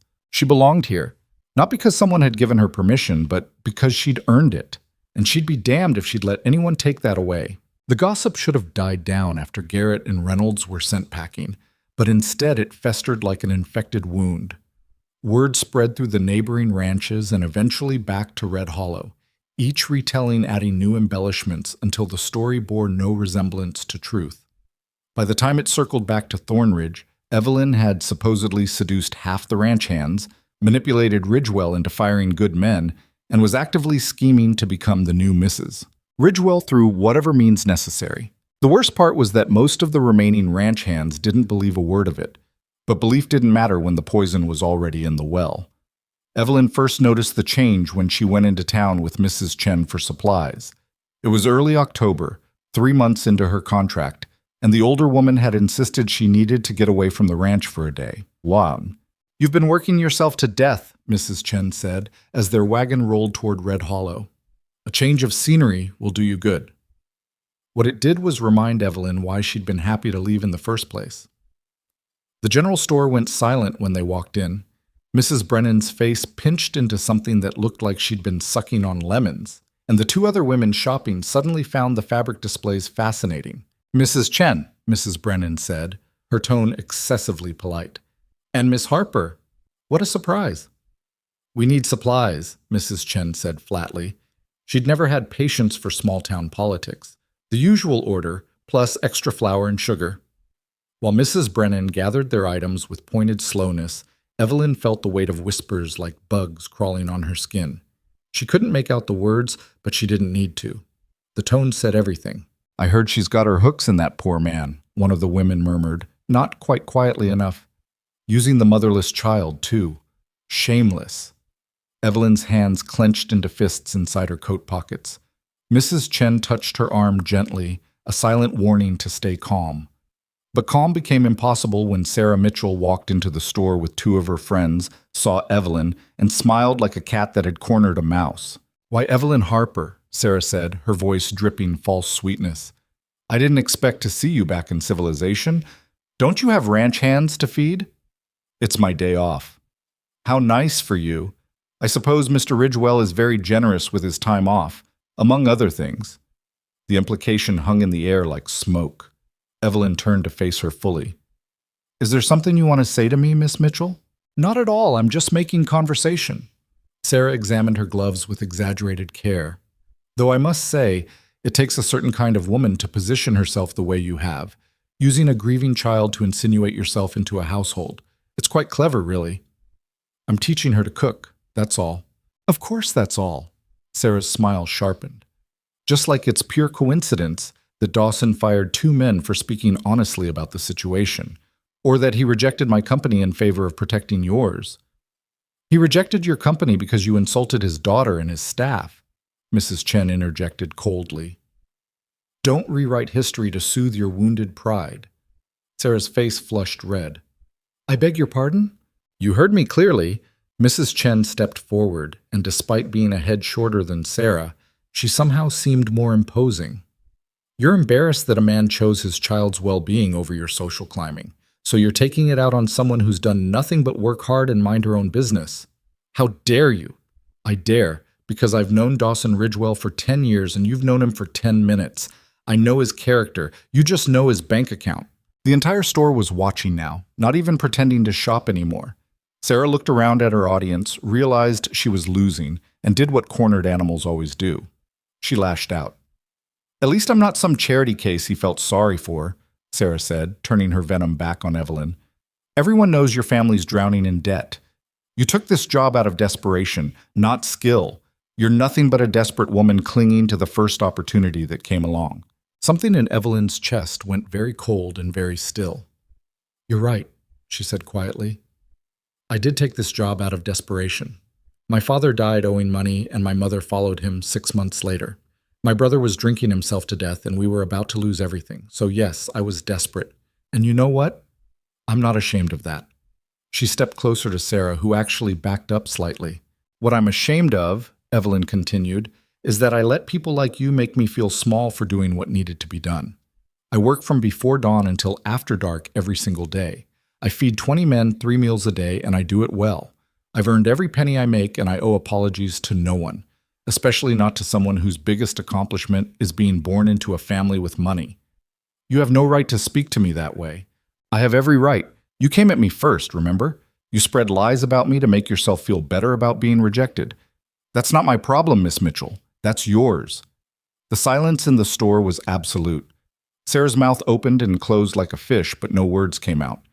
Mrs. Chen took Evelyn's arm. "We'll take our supplies now, Mrs. Brennan, and we won't be back. There's a new general store in Cooperville that will appreciate our business more." They left with their supplies and their dignity intact. But Evelyn's hands were shaking so badly she could barely hold the reins on the way back to the ranch. "I shouldn't have said those things," she said after a mile of silence. "Yes, you should have. That girl needed to hear it. Now she'll spread more lies. Make things worse." Things were already as worse as they could get. Mrs. Chen glanced at her. "You stood up for yourself. You told the truth. That matters more than what people say about it." But when they got back to Thornridge, Evelyn discovered that the confrontation in town was already common knowledge. Coop must have been there, or someone else who'd ridden back fast with the news. The ranch hands looked at her differently now, some with respect, some with wariness, like she was a bomb that might go off at any moment. And Ridgewell summoned her to his office before she'd even finished unloading the wagon. "I heard about what happened in town," he said, without preamble. Evelyn lifted her chin. "I defended myself. If that's a problem..." "It's not a problem, but it is a complication." He gestured for her to sit, and after a moment's hesitation, she did. "The Mitchell family has influence in Red Hollow. Sarah's father controls most of the supply routes this direction. If they decide to make things difficult for us, they can. I'm sorry. Don't apologize. I'm not angry with you." He leaned back in his chair looking tired. "I'm angry at the situation, at the way gossip spreads like disease and ruins people for no reason except that some folks have nothing better to do. You could fire me. That would solve the problem. That would give them exactly what they want. No." He shook his head firmly. "You stay, and we ride this out. Eventually something more interesting will happen, and they'll forget all about us. And if they don't, then we deal with it." He looked at her directly. "I meant what I said before, Evelyn. You've done nothing wrong. I won't punish you for other people's ugliness." The way he said her name sent an uncomfortable warmth through her chest. She pushed it away firmly. "What about Lily?" she asked. "If this keeps getting worse, it could affect her." "Lily's 8 years old and isolated on a ranch. She doesn't hear town gossip. But she will eventually. Kids aren't stupid." Ridgewell's jaw tightened. "I know. I'm trying to protect her from it as long as possible. Maybe I should stop the cooking lessons, just to remove any ammunition." "Absolutely not." His voice was sharp enough that Evelyn flinched. "Those lessons are the happiest I've seen Lily in years. She talks about them all week, practices in between, actually smiles. I won't take that away from her because some people can't mind their own business. It might make things easier." "I don't care about easier.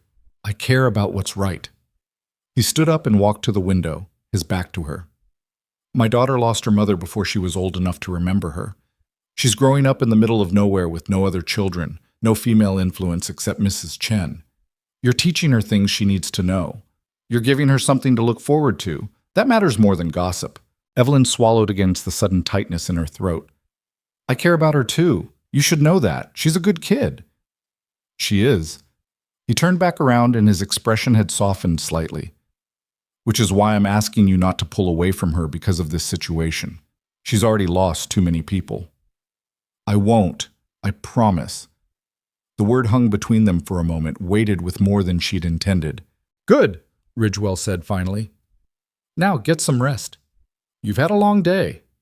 But rest was impossible. Evelyn lay in her narrow bed that night, listening to the sounds of the ranch settling down for sleep and thinking about impossible things. The way Ridgewell had looked at her in his office, the way her name sounded in his voice, the dangerous warmth that spread through her chest when he defended her. She couldn't afford those feelings, wouldn't let herself have them. She was the cook, and he was her employer, and that's all they could ever be, no matter what the gossips thought or what her traitorous heart wanted. The next morning, a young ranch hand named Peter knocked on her door while she was starting breakfast. "Miss Harper, there's someone here to see you." Her heart sank. More confrontation, probably. Someone from town come to continue what Sarah had started. But when she walked into the yard, she found Thomas standing beside Coop's wagon, looking haggard and nervous. "Thomas?" She barely recognized her own brother. He'd lost weight, and his eyes were clearer than she'd seen them in months. "What are you doing here?" "I needed to see you, to tell you." He twisted his hat in his hands. "The debts are paid off. All of them. The house is ours again." Evelyn felt the world tilt slightly. "What?" "The money you've been sending. I used every penny for the debts like you said. I didn't drink it, didn't waste it. I swear." The words came out in a rush. Mr. Patterson helped me organize it all, make sure the payments went to the right places. And as of yesterday, we're clear. We're clear, Evelyn repeated numbly. The house is ours. No more bank breathing down our necks. Thomas's eyes were bright with something that might have been tears. You did it, Evie. You saved us. She should have felt relieved, triumphant even. This was why she'd come here, why she'd endured the isolation and the gossip and the backbreaking work. But all she felt was a strange emptiness. That's good, she said. That's really good, Thomas. You can come home now. Your contract's only half done, but with the debts paid, you don't have to stay. We can figure something else out. Come home. Back to Red Hollow. Back to the failing homestead. Back to Thomas and his promises to do better. Back to being poor and judged and powerless. I'm not coming home. Thomas blinked. What? I signed a 6-month contract. I'm going to finish it. But we don't need the money anymore. Maybe I need this. The words surprised her as much as they surprised him. I'm good at this job, Thomas. I'm good at something for the first time in my life and people respect me for it. Well, most people. And I'm not ready to give that up. But the gossip. I heard what's being said about you in town, about you and Ridgewell. It's not true. I know that. But it doesn't matter if people believe it. Thomas stepped closer, lowering his voice. Come home before this ruins you completely. Before people think... I don't care what people think. Evelyn was surprised by how much she meant it. For once in my life, I'm doing something for me. Not for you, not for the family name, not for what the town expects. For me. Evie, go home, Thomas. Take care of the house. Get yourself properly sober. Find work that matters. And let me finish what I started here. He looked at her like she was a stranger, and maybe she was. The desperate, defeated girl who'd left Red Hollow 3 months ago had died somewhere on the road to Thornridge. What stood in her place was harder, sharper, less willing to bend. If that's what you want, Thomas said quietly. It is. After he left, Evelyn stood in the yard watching the wagon disappear down the road. Mrs. Chen found her there 10 minutes later, still staring at nothing. Your brother? The older woman asked. He said the debts are paid, the house is saved. That's wonderful news. He wanted me to come home, and you said no. It wasn't a question. Evelyn turned to look at her. How did you know? Because you finally found somewhere you fit. That's not something you give up easily. Mrs. Chen smiled slightly. Besides, Lily would be devastated if you left. It's not just about Lily. I know. The way she said it made Evelyn's face heat. There's nothing between me and Mr. Ridgewell. I didn't say there was, but there could be if you both weren't so stubborn about it. Mrs. Chen, I'm old, not blind. I see how he looks at you when he thinks no one's watching, and I see how you look at him. The older woman's expression grew serious, but I also know that timing matters, and right now the timing is terrible, so you're both doing the right thing by keeping your distance. This conversation is inappropriate. Probably, but someone needs to say it out loud so you both stop pretending. Mrs. Chen patted her arm. Just remember that gossip eventually fades. What you do with your life after it fades is what actually matters. The weeks that followed were tense and strange. The ranch settled into an uneasy rhythm where everyone was carefully polite, but nobody seemed comfortable. The remaining hands did their jobs and ate Evelyn's food and said thank you, but the easy camaraderie from before was gone. Evelyn threw herself into work with almost manic intensity. She expanded the menu, trying new recipes, making everything from scratch even when shortcuts were available. The pantry became her kingdom and the kitchen her fortress, and if she was working too hard to think about anything else, well, that was the point. Lily was her only real comfort. The girl still came for her Saturday lessons, and in that small pocket of time, everything felt normal. They made bread and pies and cookies, and Lily chattered about books she was reading and things Mrs. Chen had taught her, and Evelyn could almost forget the ugliness lurking outside the kitchen walls. It was during one of these lessons, in mid-November, that everything finally broke. They were making sugar cookies, Lily carefully rolling out dough while Evelyn prepared the cutters, when the sound of raised voices erupted from the yard. Both of them froze. Stay here, Evelyn said firmly, but Lily was already moving toward the window. Through the glass, they could see a group of men on horseback, not ranch hands, strangers. and in the middle of them, arguing with Holloway, was Sarah Mitchell's father, Nathaniel Mitchell. Evelyn's stomach dropped. "Go find your father," she told Lily. "Right now." The girl ran, and Evelyn walked out into the yard on legs that felt like they were made of water. Mitchell was a big man, red-faced and angry, and he was shouting loud enough for half the ranch to hear. "Absolute disgrace! That woman has made a mockery of decent society with her behavior, and I won't stand for it. Mr. Mitchell, you need to calm down," Holloway said, his hand resting meaningfully on his sidearm. "I'll calm down when that scheming harlot is removed from this ranch and sent back where she belongs." Evelyn stepped into view, her hands clenched at her sides. "I'm right here, Mr. Mitchell. If you have something to say about me, say it to my face." Mitchell whirled on her, his face purpling with rage. "You've got nerve. I'll give you that. Turning my daughter into a laughingstock, spreading your legs for—" "Finish that sentence and you'll regret it," Ridgewell's voice cut across the yard like a whip crack. He'd appeared on the main house porch with Lily behind him, and his face was carved from stone. Mitchell actually took a step back. "Ridgewell, I'm here as a courtesy to tell you that you're harboring a woman of loose morals who's been spreading lies about my daughter. Well, the only lies being spread are the ones your daughter started." Ridgewell descended the porch steps slowly, every movement controlled.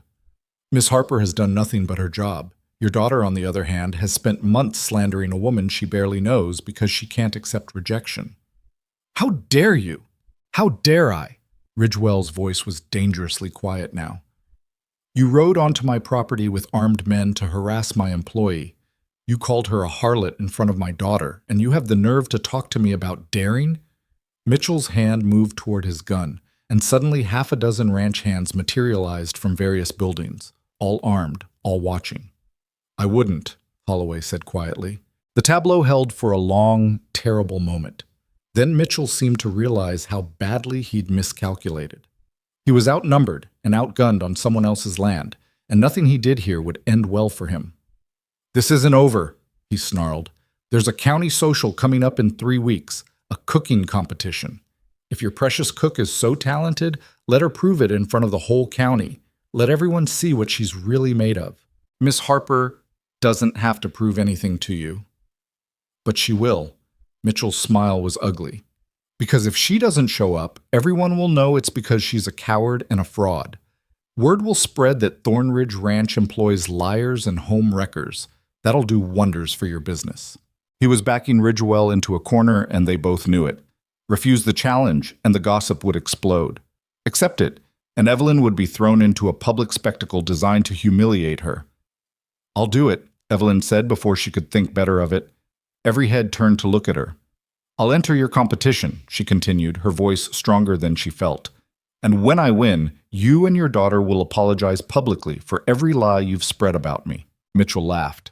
"When you win, girl, you'll be competing against the best cooks in 3 counties, women who've been perfecting their craft for decades. You really think some desperate ranch cook can beat them? I guess we'll find out." "Evelyn, you don't have to do this," Ridgewell said, but there was something in his eyes that looked like pride. "Yes, I do." She met Mitchell's gaze directly. 3 weeks. I'll be there." After Mitchell and his men left, Evelyn stood in the yard trying to figure out what she'd just committed herself to. A public cooking competition in front of the entire county, where she'd be judged by the same people who'd been slandering her for months. She'd lost her mind. Absolutely lost it. "That was either very brave or very stupid," Holloway said. "Probably both." Ridgewell walked over to her, his expression unreadable. "You understand what you've just agreed to? This won't be friendly. They're going to do everything they can to make you fail." "I know. You'll be cooking in front of people who already hate you based on gossip." "I know. And if you lose, then I lose." Evelyn looked up at him. "But at least I'll have tried. At least I'll have stood up for myself instead of running away." Something shifted in his expression. "You're not planning to lose, are you?" "Not if I can help it." He smiled then, a real smile that transformed his whole face. "Good, because I've tasted your cooking, Miss Harper. And if those county ladies think they can beat you, they're in for a surprise." From the porch, Lily called out, "Can I help you practice, Miss Evelyn?" Evelyn turned to look at the girl, who was practically vibrating with excitement despite not fully understanding what had just happened. "Absolutely," Evelyn said. "I'm going to need all the help I can get." That night, lying in bed and staring at the ceiling, Evelyn let herself feel the full weight of terror at what she'd agreed to. 3 weeks to prepare. 3 weeks until she'd stand in front of everyone who judged her and prove them wrong, or fail spectacularly and confirm everything they believed. She closed her eyes and thought about her mother, who'd faced down worse odds with grace and strength. About the months she'd survived at Thornridge despite everything working against her. About the feeling of Lily's small hand in hers while they cooked together, and Ridgewell's rare smile, and the satisfaction of feeding hungry men food that made them grateful. She had 3 weeks. She'd better make them count. The preparation consumed her. Every spare moment between regular meal services, Evelyn tested recipes, adjusted techniques, and pushed herself harder than she'd ever pushed before. Her mother's recipe book became her Bible, each stained page a roadmap to something she needed to perfect. Mrs. Chen threw herself into helping with an intensity that surprised everyone. The older woman appeared in the bunkhouse kitchen early one morning with a wooden box full of ingredients Evelyn had never seen before. "What's all this?" Evelyn asked, examining jars of unfamiliar spices and dried herbs. "My grandmother's pantry. Well, what I could recreate of it." Mrs. Chen set the box on the prep table with reverence. She was the best cook in her province back in China, taught me everything she knew before we came to America. "Mrs. Chen, I can't use your family recipes in a county competition. That wouldn't be right." "You're not using my recipes, you're learning techniques." The older woman pulled out a jar of star anise. "These county ladies, they'll make the same dishes their mothers and grandmothers made. Good food, traditional food, but predictable. You need something that stands out without being too strange. And you think Chinese cooking techniques will help with that?" "I think flavor is flavor, regardless of where it comes from. A touch of ginger in apple pie? Nobody will know what makes it special, just that it is." Mrs. Chen smiled slightly. "Besides, your mother's recipes are solid foundations. We're just going to make them exceptional." They worked together late into the night, blending techniques and testing combinations that shouldn't work but somehow did. Evelyn's fried chicken gained a subtle heat from Sichuan peppercorns ground so fine they were nearly invisible. Her biscuits became impossibly flaky after Mrs. Chen showed her a folding technique that created dozens of delicate layers. Lily appointed herself official taste tester, showing up every afternoon after her lessons to sample whatever Evelyn had created that day. The girl had opinions too, unfiltered and honest in the way only children could be. "This one's too sweet," she announced after trying a revised apple tart recipe. "Makes my teeth hurt." Noted. Evelyn adjusted the sugar measurements in her notes. "What about the crust?" "The crust is perfect, like eating a cloud but better." "That's very poetic." "Papa says I should read more poetry. I think it's boring, but the words are pretty sometimes." Lily swung her legs from her perch on the stool. "Are you nervous about the competition?" "Terrified." "You don't look terrified." "I'm good at hiding it." Lily considered this seriously. "Papa says being scared and being brave are the same thing, just in different directions." "Your papa's a smart man. He likes you, you know." The words were delivered with such casual certainty that Evelyn nearly dropped the whisk she was holding. "Lily, he does. I can tell. He smiles more when you're around, real smiles, not the pretend ones he uses with other people." Evelyn's face felt like it was on fire. "That's not appropriate conversation for us to be having." "Why not? You like him too. You get all quiet and weird when he comes to the kitchen." "I get quiet and weird because he's my employer and I'm trying to be professional." "What's professional mean?" "It means some things are better left unsaid." Evelyn firmly changed the subject. "Now, I need your opinion on something important. For the competition, should I make 3 different dishes or focus on making one dish absolutely perfect?" Lily let herself be redirected, but the knowing look in her 8-year-old eyes suggested the conversation wasn't over, just postponed. The ranch hands had their own opinions about the upcoming competition, which they shared freely during meals. Tommy thought she should make her honey cornbread because it had made him cry that first time. Billy insisted fried chicken was the obvious choice. Others argued for stew, biscuits, pie, or the roasted vegetables she'd started serving that had somehow made carrots taste like something worth eating. You're all wrong, Holloway announced one evening, silencing the debate. She should make whatever she's most confident in. Competition cooking isn't about pleasing everyone. It's about executing perfectly under pressure. You've done competition cooking, Mr. Holloway? Evelyn asked, surprised. My sister used to enter these things all the time, won more ribbons than she had wall space for. His expression softened with memory. She always said the women who tried to do too much ended up doing nothing well. Pick your strength and own it. The advice resonated. Evelyn spent the next 2 days narrowing down her options, testing and retesting until she had 3 dishes that showcased different skills.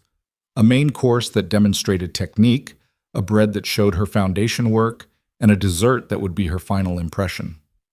She was practicing pie crust, her 10th attempt that day, when Ridgewell appeared in the kitchen doorway. It was late, well past dinner, and she thought everyone was asleep. You're going to work yourself to death before you even get to the competition, he said. Evelyn didn't look up from the dough she was rolling. I need to get this right. The crust keeps cracking when I try to transfer it to the pan. You've made perfect pie crust a dozen times. I've eaten it.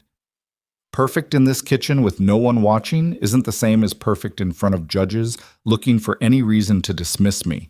He walked into the kitchen properly, close enough that she could feel his presence even though she kept her eyes on her work. You know you don't have to prove anything to these people. You've already proven yourself here. With respect, sir, that's easy to say when you're not the one being called a harlot in public. The words came out sharper than she intended. She felt him stiffen beside her. You're right, he said quietly. I apologize. That was insensitive. Evelyn finally looked up at him, surprised. Dawson Ridgewell didn't apologize often, and when he did, it usually came with qualifications. But this was simple and direct.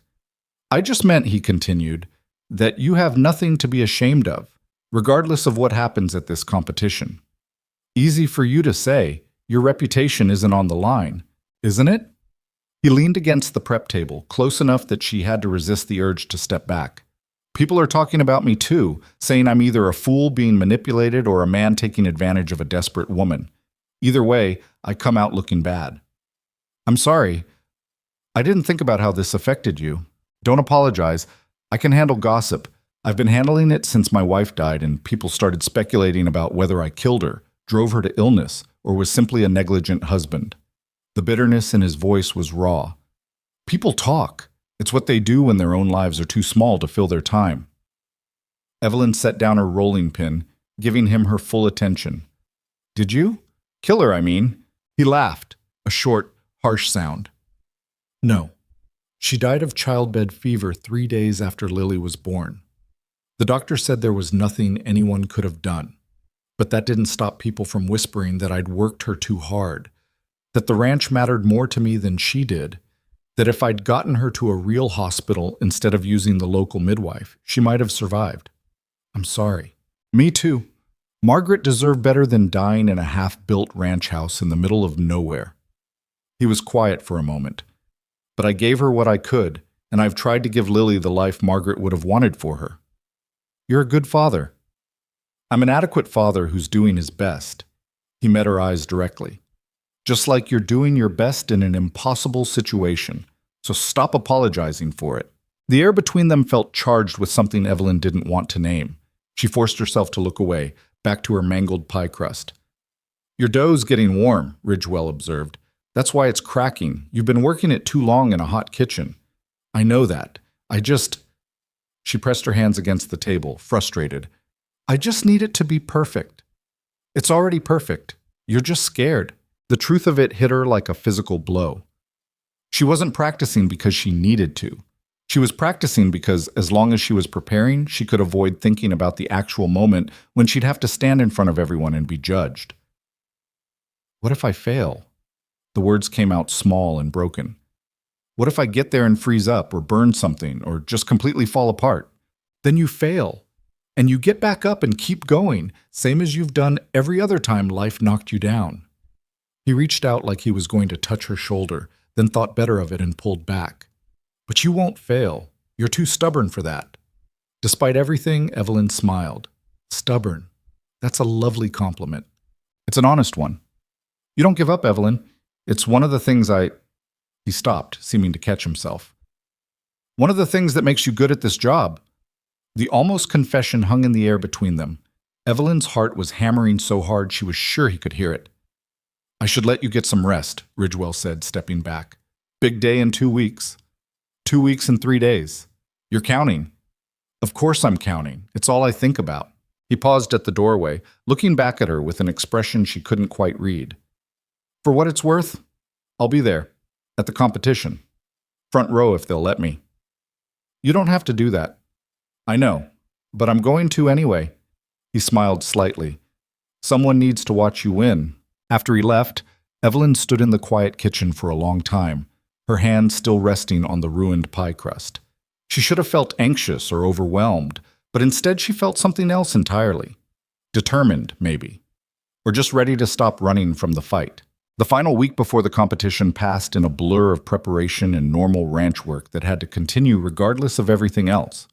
Evelyn still had to feed 20 men 3 times a day, still had to maintain her kitchen, still had to show up and be present even when her mind was racing with recipe adjustments and technique refinements. The ranch hands seemed to sense her stress and responded by being unusually helpful. They cleaned up after meals without being asked, brought her fresh eggs and vegetables from town runs, and generally tried to make her life easier in small, awkward ways. We're all rooting for you, Tommy said one evening while helping dry dishes. Even the ones who don't say it out loud. Thanks, Tommy. I mean it. You changed things here, made this place feel less like just somewhere we work and more like, I don't know, somewhere that matters. It's just food. No, it's not. It's care. It's someone giving a damn whether we eat well or eat garbage. He set down the dried plate carefully.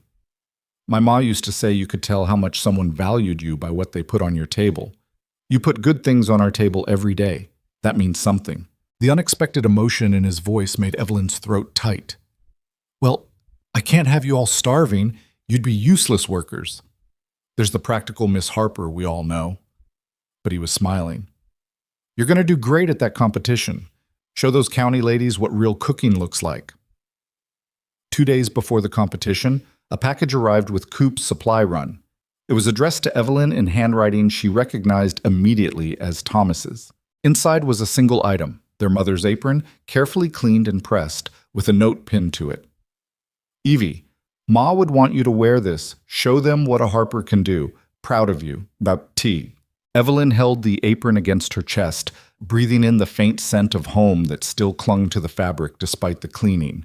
Her mother had worn this apron for 20 years, had cooked countless meals in it, had built a reputation as one of the finest cooks in Red Hollow before circumstances had torn it all down. Now Evelyn would wear it and try to build something her mother would have been proud of. The night before the competition, she couldn't sleep. She lay in bed running through recipes in her head, mentally checking and rechecking her ingredient list, worrying about everything that could go wrong.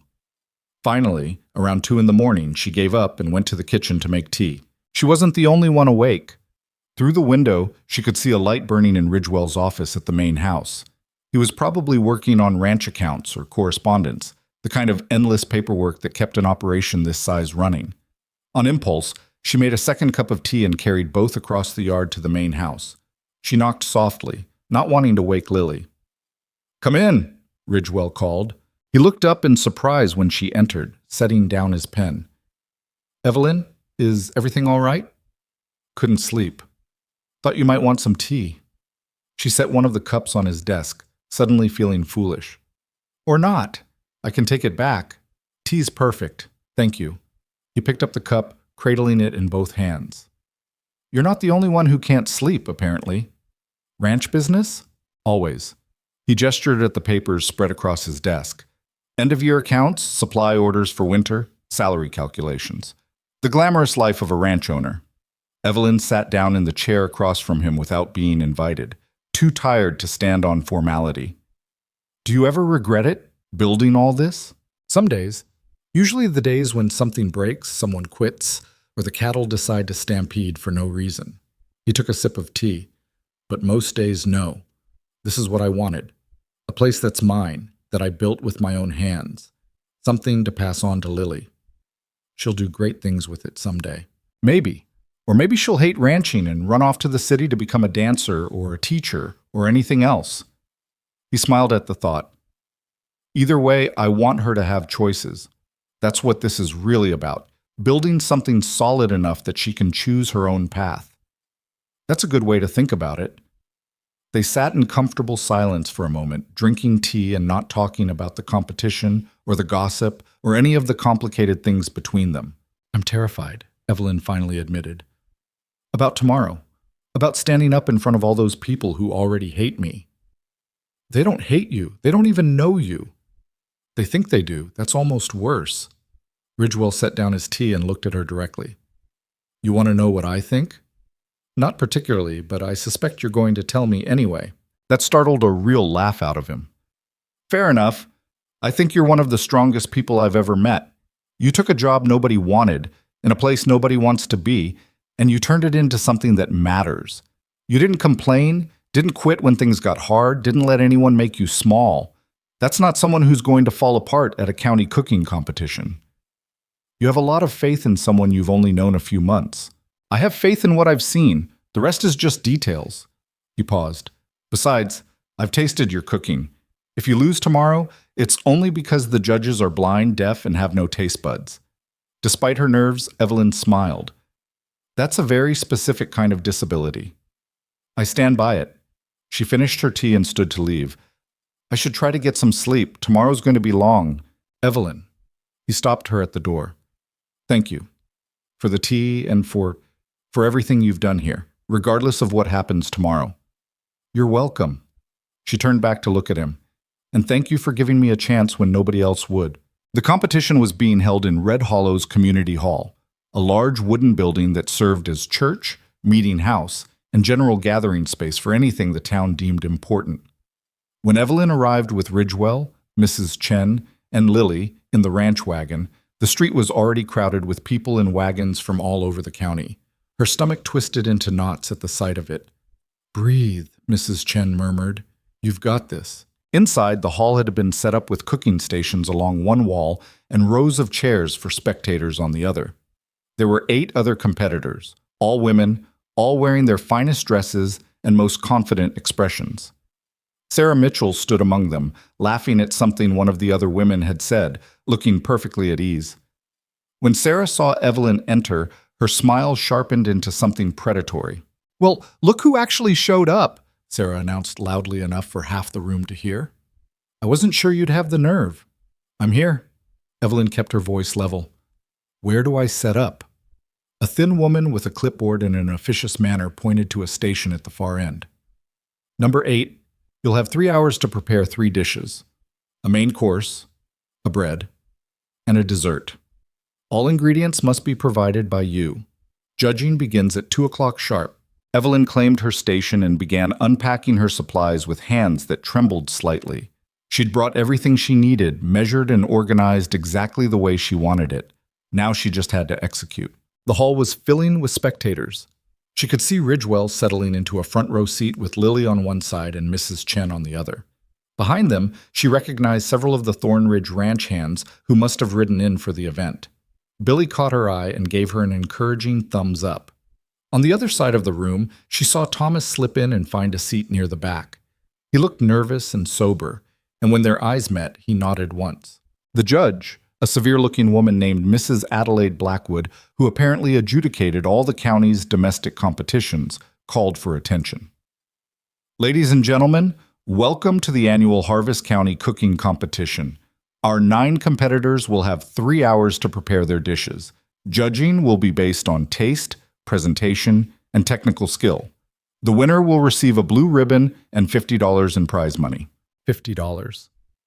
Evelyn hadn't even known there was prize money. That was more than a month's wages. Competitors, take your stations. You may begin now. The room erupted into controlled chaos. 9 women moved with purpose, firing up stoves, measuring ingredients, working with the kind of focused intensity that came from months or years of practice. Evelyn took a deep breath, tied on her mother's apron, and began. She'd chosen dishes that told a story. Fried chicken with a secret spice blend for the main course, honey touch cornbread for the bread, and her mother's apple tart with Mrs. Chen's ginger addition for dessert. Each one represented something about her journey, where she'd come from, what she'd learned, and where she hoped to go. The chicken went into the hot oil with a satisfying sizzle. While it cooked, she mixed her cornbread batter, her hands moving through the familiar motions with muscle memory precision. The apple tart would be last, timed perfectly so it came out of the oven with maximum impact. Around her, the other competitors worked with varying degrees of confidence. Sarah was making something elaborate with multiple components that required constant attention.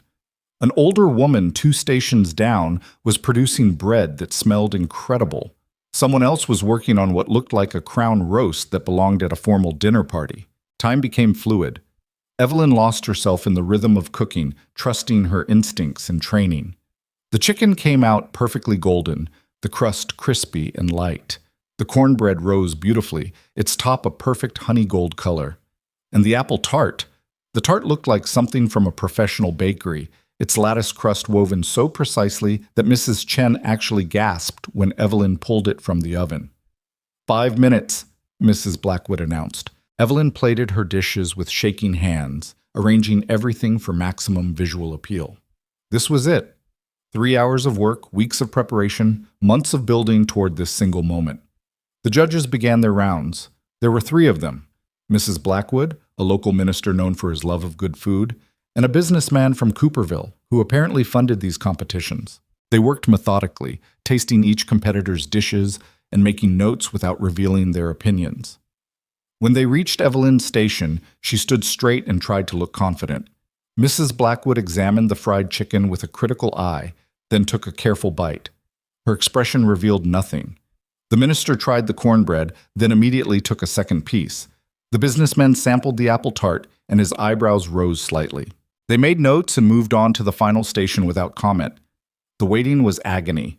Evelyn busied herself cleaning her station, but her eyes kept drifting to the judges as they conferred in low voices at the front of the room. Around her, the other competitors did the same nervous dance of cleaning and watching and trying not to appear anxious. Finally, after what felt like hours but was probably only 20 minutes, Mrs. Blackwood stood and called for attention. "We have reached our decision," she announced. This was a difficult competition with many skilled cooks presenting excellent dishes. However, there can be only one winner. Evelyn's heart was hammering so hard she felt dizzy. Third place goes to Mrs. Margaret Stone for her exceptional bread work. Polite applause. The older woman Evelyn had noticed earlier accepted her white ribbon with grace. Second place goes to Miss Sarah Mitchell for her ambitious and well-executed crown roast. More applause, slightly louder. Sarah's smile looked forced as she accepted her red ribbon. And first place. Mrs. Blackwood paused, either for drama or because she genuinely needed a moment. First place goes to Miss Evelyn Harper for a demonstration of fundamental cooking skills elevated to excellence. Her fried chicken showed perfect temperature control and seasoning. Her cornbread demonstrated understanding of both tradition and innovation, and her apple tart was simply the finest dessert we've tasted in years of judging these competitions. The applause that erupted was mixed, some genuine, some reluctant, some confused, but it was there. Evelyn walked forward on legs that felt like they belonged to someone else, and accepted the blue ribbon and the prize money with hands that couldn't stop shaking. "Congratulations, Miss Harper," Mrs. Blackwood said quietly. "You've certainly earned this." From the front row, Lily was bouncing in her seat and clapping so enthusiastically that Ridgewell had to steady her. The ranch hands were whistling and cheering. Even Thomas was on his feet, looking proud and maybe a little shocked. But the best moment came after the official ceremony, when Nathaniel Mitchell approached with Sarah trailing reluctantly behind him. "Miss Harper," he said stiffly, "it appears I owe you an apology, as does my daughter." Sarah looked like she'd rather eat glass, but she managed to force out the words. "I apologize for the things I said about you. They were untrue and uncharitable. It wasn't sincere. It would probably never be sincere. But it was public and it was witnessed, and that was what mattered." "Apology accepted," Evelyn said simply. After they left, Ridgewell appeared at her elbow. "How does it feel to be the best cook in 3 counties?" "Terrifying and wonderful and completely unreal." She looked down at the blue ribbon in her hands. "I can't believe I actually won." "I can." He smiled at her, that real smile that transformed his whole face. "You were always going to win. You just needed to believe it yourself." Lily crashed into Evelyn with enough force to nearly knock her over, wrapping small arms around her waist. "You were amazing. The tart was perfect, and the chicken was perfect, and everything was perfect. Not quite everything, Evelyn said, hugging her back. The cornbread was a little dry on one edge. Nobody cared about one dry edge. You won! Lily pulled back, her face shining with uncomplicated joy. Can we celebrate? Can we have a party? Lily, Ridgewell started.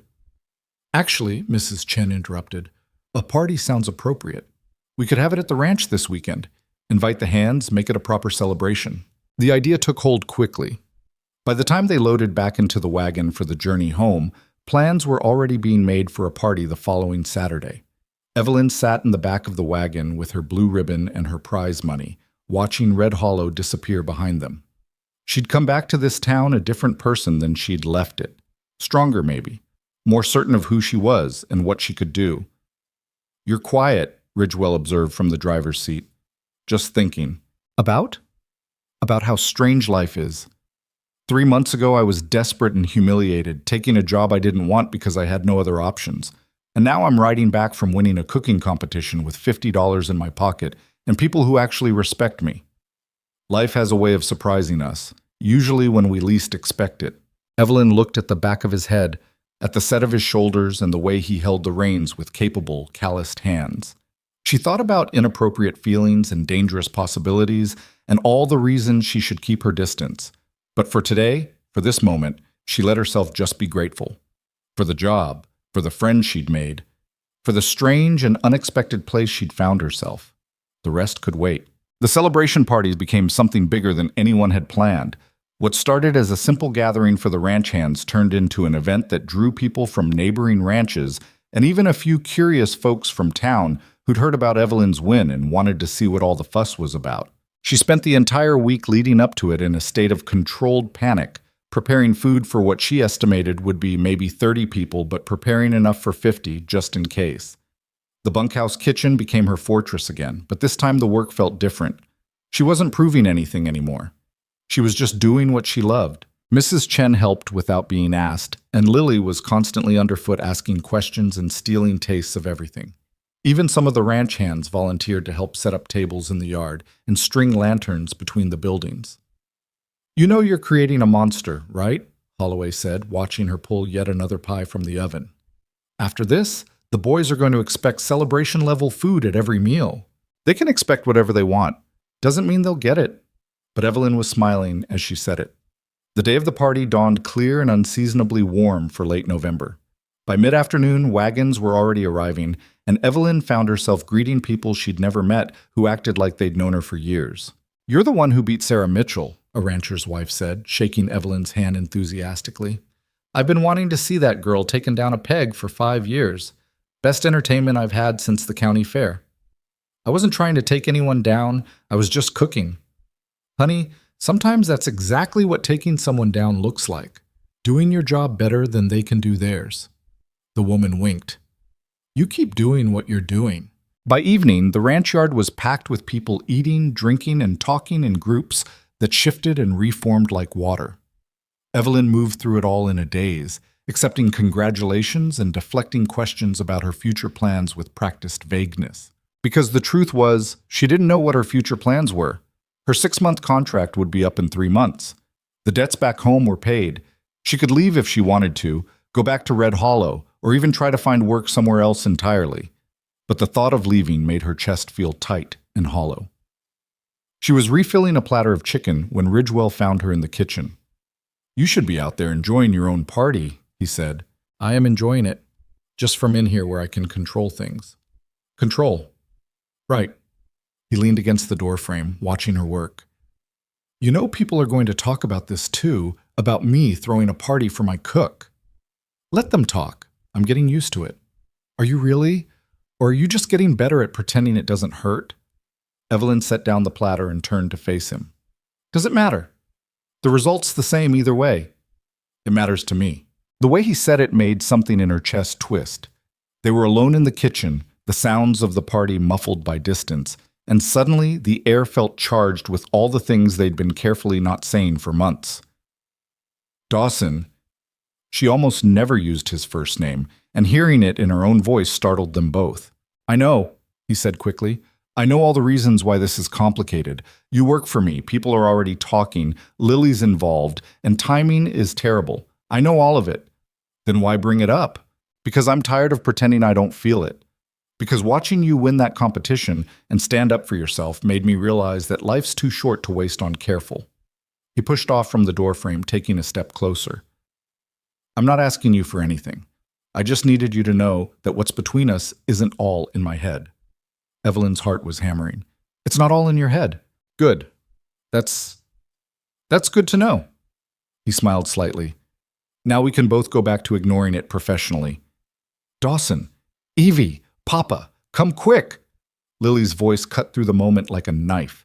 She appeared in the doorway, breathless and excited. Someone from the county newspaper is here, and they want to interview Miss Evelyn about the competition.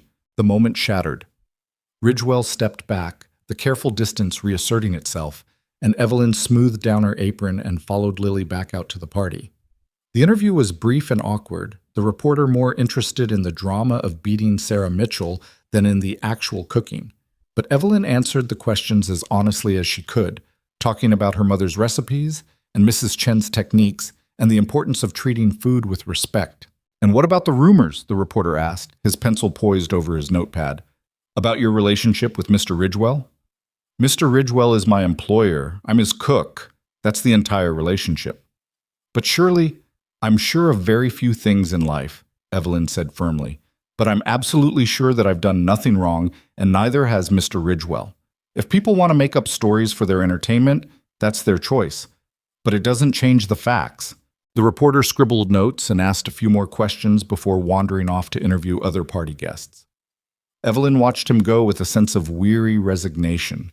The story would be printed with whatever angle made it most interesting, and there was nothing she could do about it. That was well handled, Mrs. Chen said, appearing at her elbow with a cup of cider. Firm, but not defensive. I'm so tired of defending myself. I know, but it's almost over. People are already moving on to other scandals. Give it another month and you'll be old news. And then what? Mrs. Chen looked at her carefully. Then you decide what you want your life to look like. Not what other people want for you, not what circumstances force on you, what you actually want. It was a dangerous question. Evelyn had spent so long just surviving that she'd forgotten to think about what she wanted beyond the next meal, the next day, the next crisis. The party wound down as the evening grew cold. People started loading into wagons and heading home, calling out thanks and congratulations. The ranch hands who lived in the bunkhouse helped clean up, moving with the easy efficiency of men who'd worked together long enough to need few words. Evelyn was washing dishes when Thomas found her. She hadn't even realized he'd stayed. That was something, he said, picking up a towel to help dry.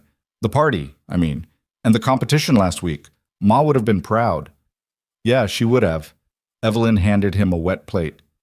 How are things back home? Better. I've been working for Patterson at the boarding house. Maintenance and repairs mostly. It's steady work and he doesn't mind that I'm not much of a talker. Thomas carefully dried the plate. I'm sober, 3 months now. Thomas, that's wonderful.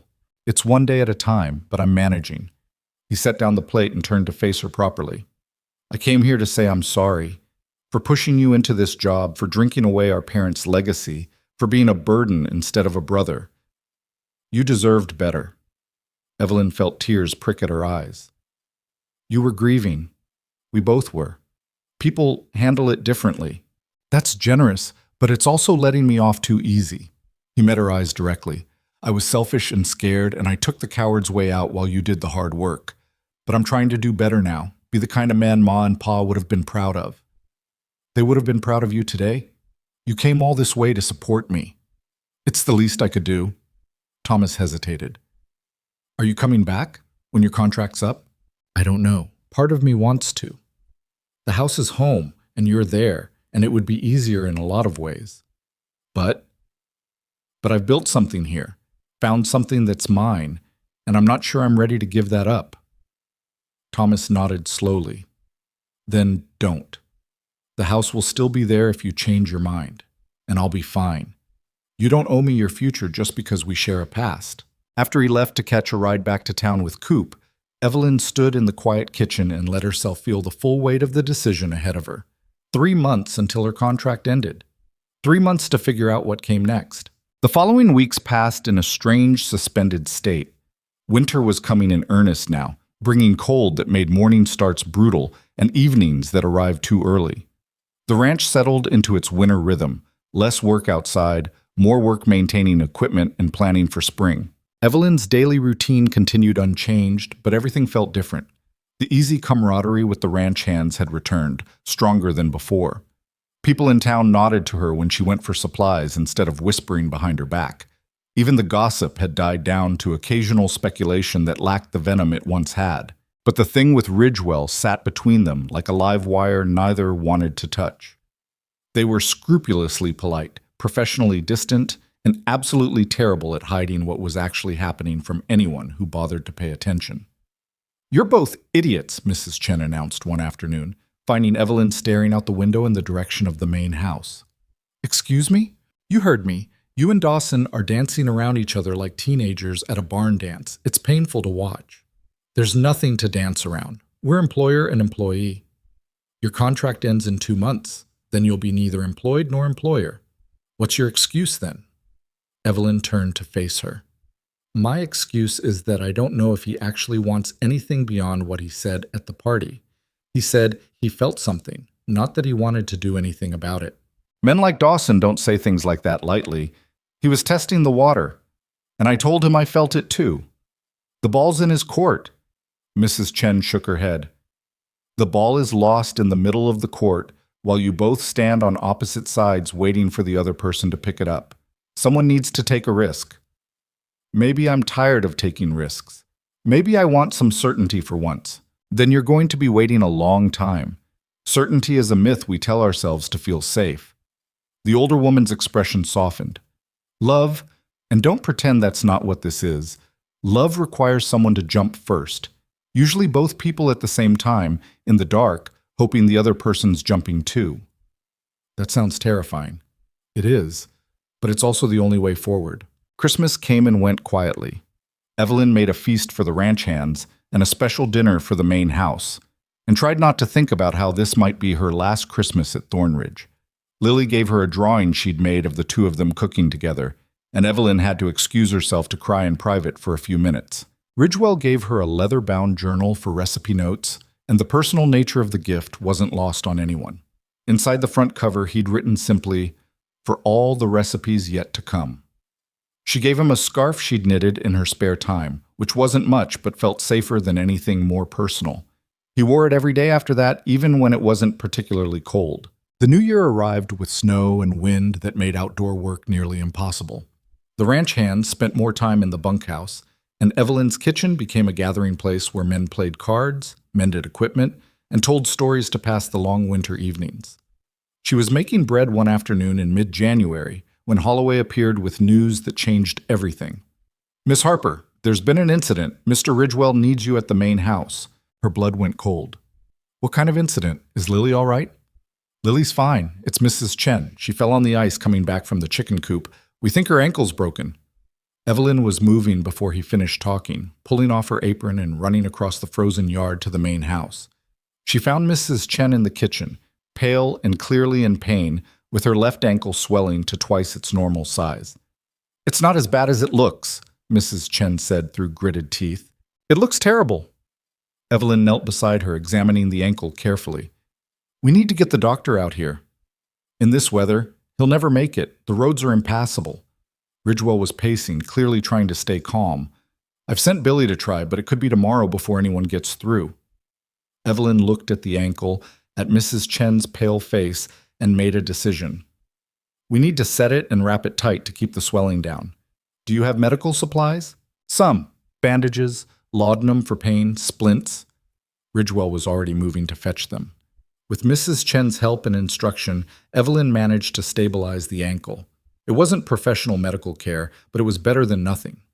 The older woman took a dose of laudanum and was soon drifting in and out of consciousness. "She'll need constant care for at least a few days," Evelyn said quietly to Ridgewell, "and someone to handle all her duties in the main house. I can manage most of it. Lily can help." "Lily's 8 years old, and you have ranch business to attend to?" Evelyn took a breath. "I'll move into the main house temporarily. I can handle cooking for both households from here, and it'll be easier to check on Mrs. Chen. Evelyn, that's going to look— I don't care how it looks. Mrs. Chen needs help, and I'm the logical person to provide it. She met his eyes directly. Unless you don't want me here. Of course I want— He stopped himself. Of course it makes sense for you to be here. Thank you. Moving into the main house was strange and intimate in ways Evelyn hadn't anticipated. Her small room was down the hall from Lily's and across from Mrs. Chen's, close enough to hear if the older woman needed anything during the night. It was bigger than her bunkhouse quarters and significantly more comfortable, with a real bed and a window that looked out over the valley. But the real change was in the daily rhythms. She now ate breakfast with Ridgewell and Lily, cooked in a kitchen that was better equipped than the bunkhouse setup, and moved through spaces that felt more like a home than a workplace. Lily was delighted to have her there all the time. The girl shadowed her constantly, helping with cooking and chattering about everything and nothing. In the evenings, they would sit together in the main room while Ridgewell worked on his accounts, and it felt dangerously like a family. Mrs. Chen recovered slowly. The doctor finally made it through 3 days after the fall and confirmed that Evelyn had done a good job setting the ankle, but that it would be weeks before the older woman could put weight on it properly. I'm sorry to be such a burden, Mrs. Chen said. You're not a burden. You're a friend who's injured. Evelyn adjusted the pillows behind her back. Besides, you've helped me more times than I can count. This is just returning the favor. Still, I know this puts you in an awkward position. Living in the main house, spending so much time with Dawson and Lily. People will talk. People are always talking. I've stopped listening. Have you? Mrs. Chen looked at her carefully. Or have you just gotten better at pretending? It was the same question Ridgewell had asked at the party. Evelyn still didn't have a good answer. The moment that changed everything came 2 weeks later, on a night when winter had its teeth fully sunk into the ranch, and the wind howled like something alive outside the windows. Evelyn had put Lily to bed and checked on Mrs. Chen, who was sleeping peacefully. She should have gone to her own room, but instead she found herself in the kitchen making tea, delaying the moment when she'd have to face the quiet and her own thoughts. Ridgewell appeared in the doorway, still dressed from his day's work, looking tired and wind-burned. Can't sleep? He asked. Haven't tried yet. You want tea? Please. They sat at the kitchen table together, warming their hands on the cups and not talking about anything important. It felt comfortable and domestic and absolutely terrifying in its normalcy. Your contract ends in 3 weeks, Ridgewell finally said. I know. Have you decided what you're doing after? Evelyn stared into her tea. Not yet. You could stay. I could offer you a permanent position, not just a contract. Better wages, your own cottage on the property if you wanted more privacy. You'd still cook for the hands, but it would be yours. No end date hanging over you. Is that what you want? For me to stay as the cook? The silence stretched out between them. When Ridgewell finally spoke, his voice was rough. No, that's not what I want. Evelyn's heart was hammering so hard she could barely breathe. Then what do you want? I want you to stay as more than the cook. I want to court you properly, if you'll let me. I want to see where this goes when we're not worried about contracts and gossip, and all the reasons it's complicated. He set down his teacup carefully. But I also want you to have a choice. A real choice. Not one forced by circumstances or duty. So if you want to leave, I'll understand. I'll give you a glowing reference and pay you a bonus and wish you well. But if you want to stay, I want to stay. The words came out before she could second-guess them. Not because I don't have other options, and not because I'm afraid of being alone, but because I found something here that I didn't even know I was looking for. What's that? Home. Purpose. People who value me for who I am, not what I can do for them. She finally looked up at him. And you. I found you, and I don't want to lose that. Ridgewell reached across the table and took her hand. His palm was calloused from ranch work, warm and solid and real. You won't lose it, I promise you that. Don't make promises you can't keep. I don't. He smiled slightly. I'm stubborn that way. Good, because so am I. They sat there holding hands across the kitchen table while the wind howled outside and the house creaked around them. It wasn't a proposal, wasn't even really a declaration. Just two people who'd been through hell separately deciding to try the road forward together. The next morning, Evelyn woke up and made breakfast for the household like she did every morning. But when Ridgewell came down and found her in the kitchen, he kissed her forehead in greeting like it was the most natural thing in the world, and Lily clapped her hands in delight. "Does this mean Miss Evelyn's staying forever?" the girl asked. "If she wants to," Ridgewell said, looking at Evelyn. "I want to," Evelyn confirmed. Mrs. Chen, watching from her chair in the corner with her injured ankle propped up, smiled into her tea and said nothing. The last month of the original contract passed in a blur of planning and change. Ridgewell officially offered Evelyn a permanent position as head cook with wages that made her eyes water. But he also made it clear the job and the courtship were separate things. She could have one without the other if she wanted. She wanted both. The gossip started up again when word got out that Evelyn was staying and that she and Ridgewell were courting. But this time it felt different. She'd proven herself too thoroughly for the old accusations to stick. And frankly, she was too happy to care what people thought. Thomas came to visit in early March, bringing news that he'd been promoted to general manager at Patterson's boarding house and was seriously courting the owner's daughter. "Look at us," he said, sitting in the main house kitchen while Evelyn made dinner. "Both of us starting over, both of us making it work. We're not our parents' mistakes," Evelyn said. "We're just ourselves, doing the best we can." Ma would have liked that philosophy. Yeah, she would have. Spring came late but fierce, melting the snow and turning the ranch into a mess of mud and new growth. The cattle were brought down from winter pastures, and the work intensified as everyone prepared for the busy season ahead. Evelyn's kitchen became even more central to ranch life. She'd hired 2 assistants to help with the increased workload, and together they turned out meals that became legendary in the county. People started requesting the Thornridge Ranch kitchen for events and celebrations, and Evelyn found herself building a reputation that had nothing to do with scandal and everything to do with skill. In May, on a warm evening when the sunset turned the sky into fire, Ridgewell found Evelyn in the garden behind the main house. She'd started planting herbs and vegetables, creating something that was part practical and part beautiful. "I have something to ask you," he said. "All right. Lily wants to know if she can call you Ma. Not instead of remembering her mother, but because she thinks of you that way now." He paused. "I told her she needed to ask you herself, but I wanted to prepare you first." Evelyn felt tears prick at her eyes. "What do you think?" "I think Margaret would understand. I think she'd want Lily to have someone who loves her the way you do." He stepped closer. "And I think I want to make this official. Not just courting, not just staying. I want you to be my wife, if you'll have me." It wasn't a romantic proposal by traditional standards. No kneeling, no rehearsed speech, no ring. Just an honest man asking an honest question in a garden at sunset. "Yes," Evelyn said. "Yes, I'll have you." They were married in June in a small ceremony at the ranch with just the Hands and Mrs. Chen and Thomas and Lily. No town spectacle, no big celebration, just the people who mattered witnessing 2 people who'd found each other against all odds. Lily did start calling her Ma, and Evelyn's heart broke and healed a little more each time she heard it. The county newspaper ran a story about the wedding with the headline, "Competition Winner Wins Heart of Local Rancher," which was cheesy but not entirely inaccurate. The article mentioned Evelyn's rise from desperate cook to award winner to respected ranch wife, painting it as a feel-good story about perseverance and love. Sarah Mitchell got married 6 months later to a banker from Cooperville, and she and Evelyn developed a distant but polite relationship based on mutual respect and shared relief that they'd each found their own paths.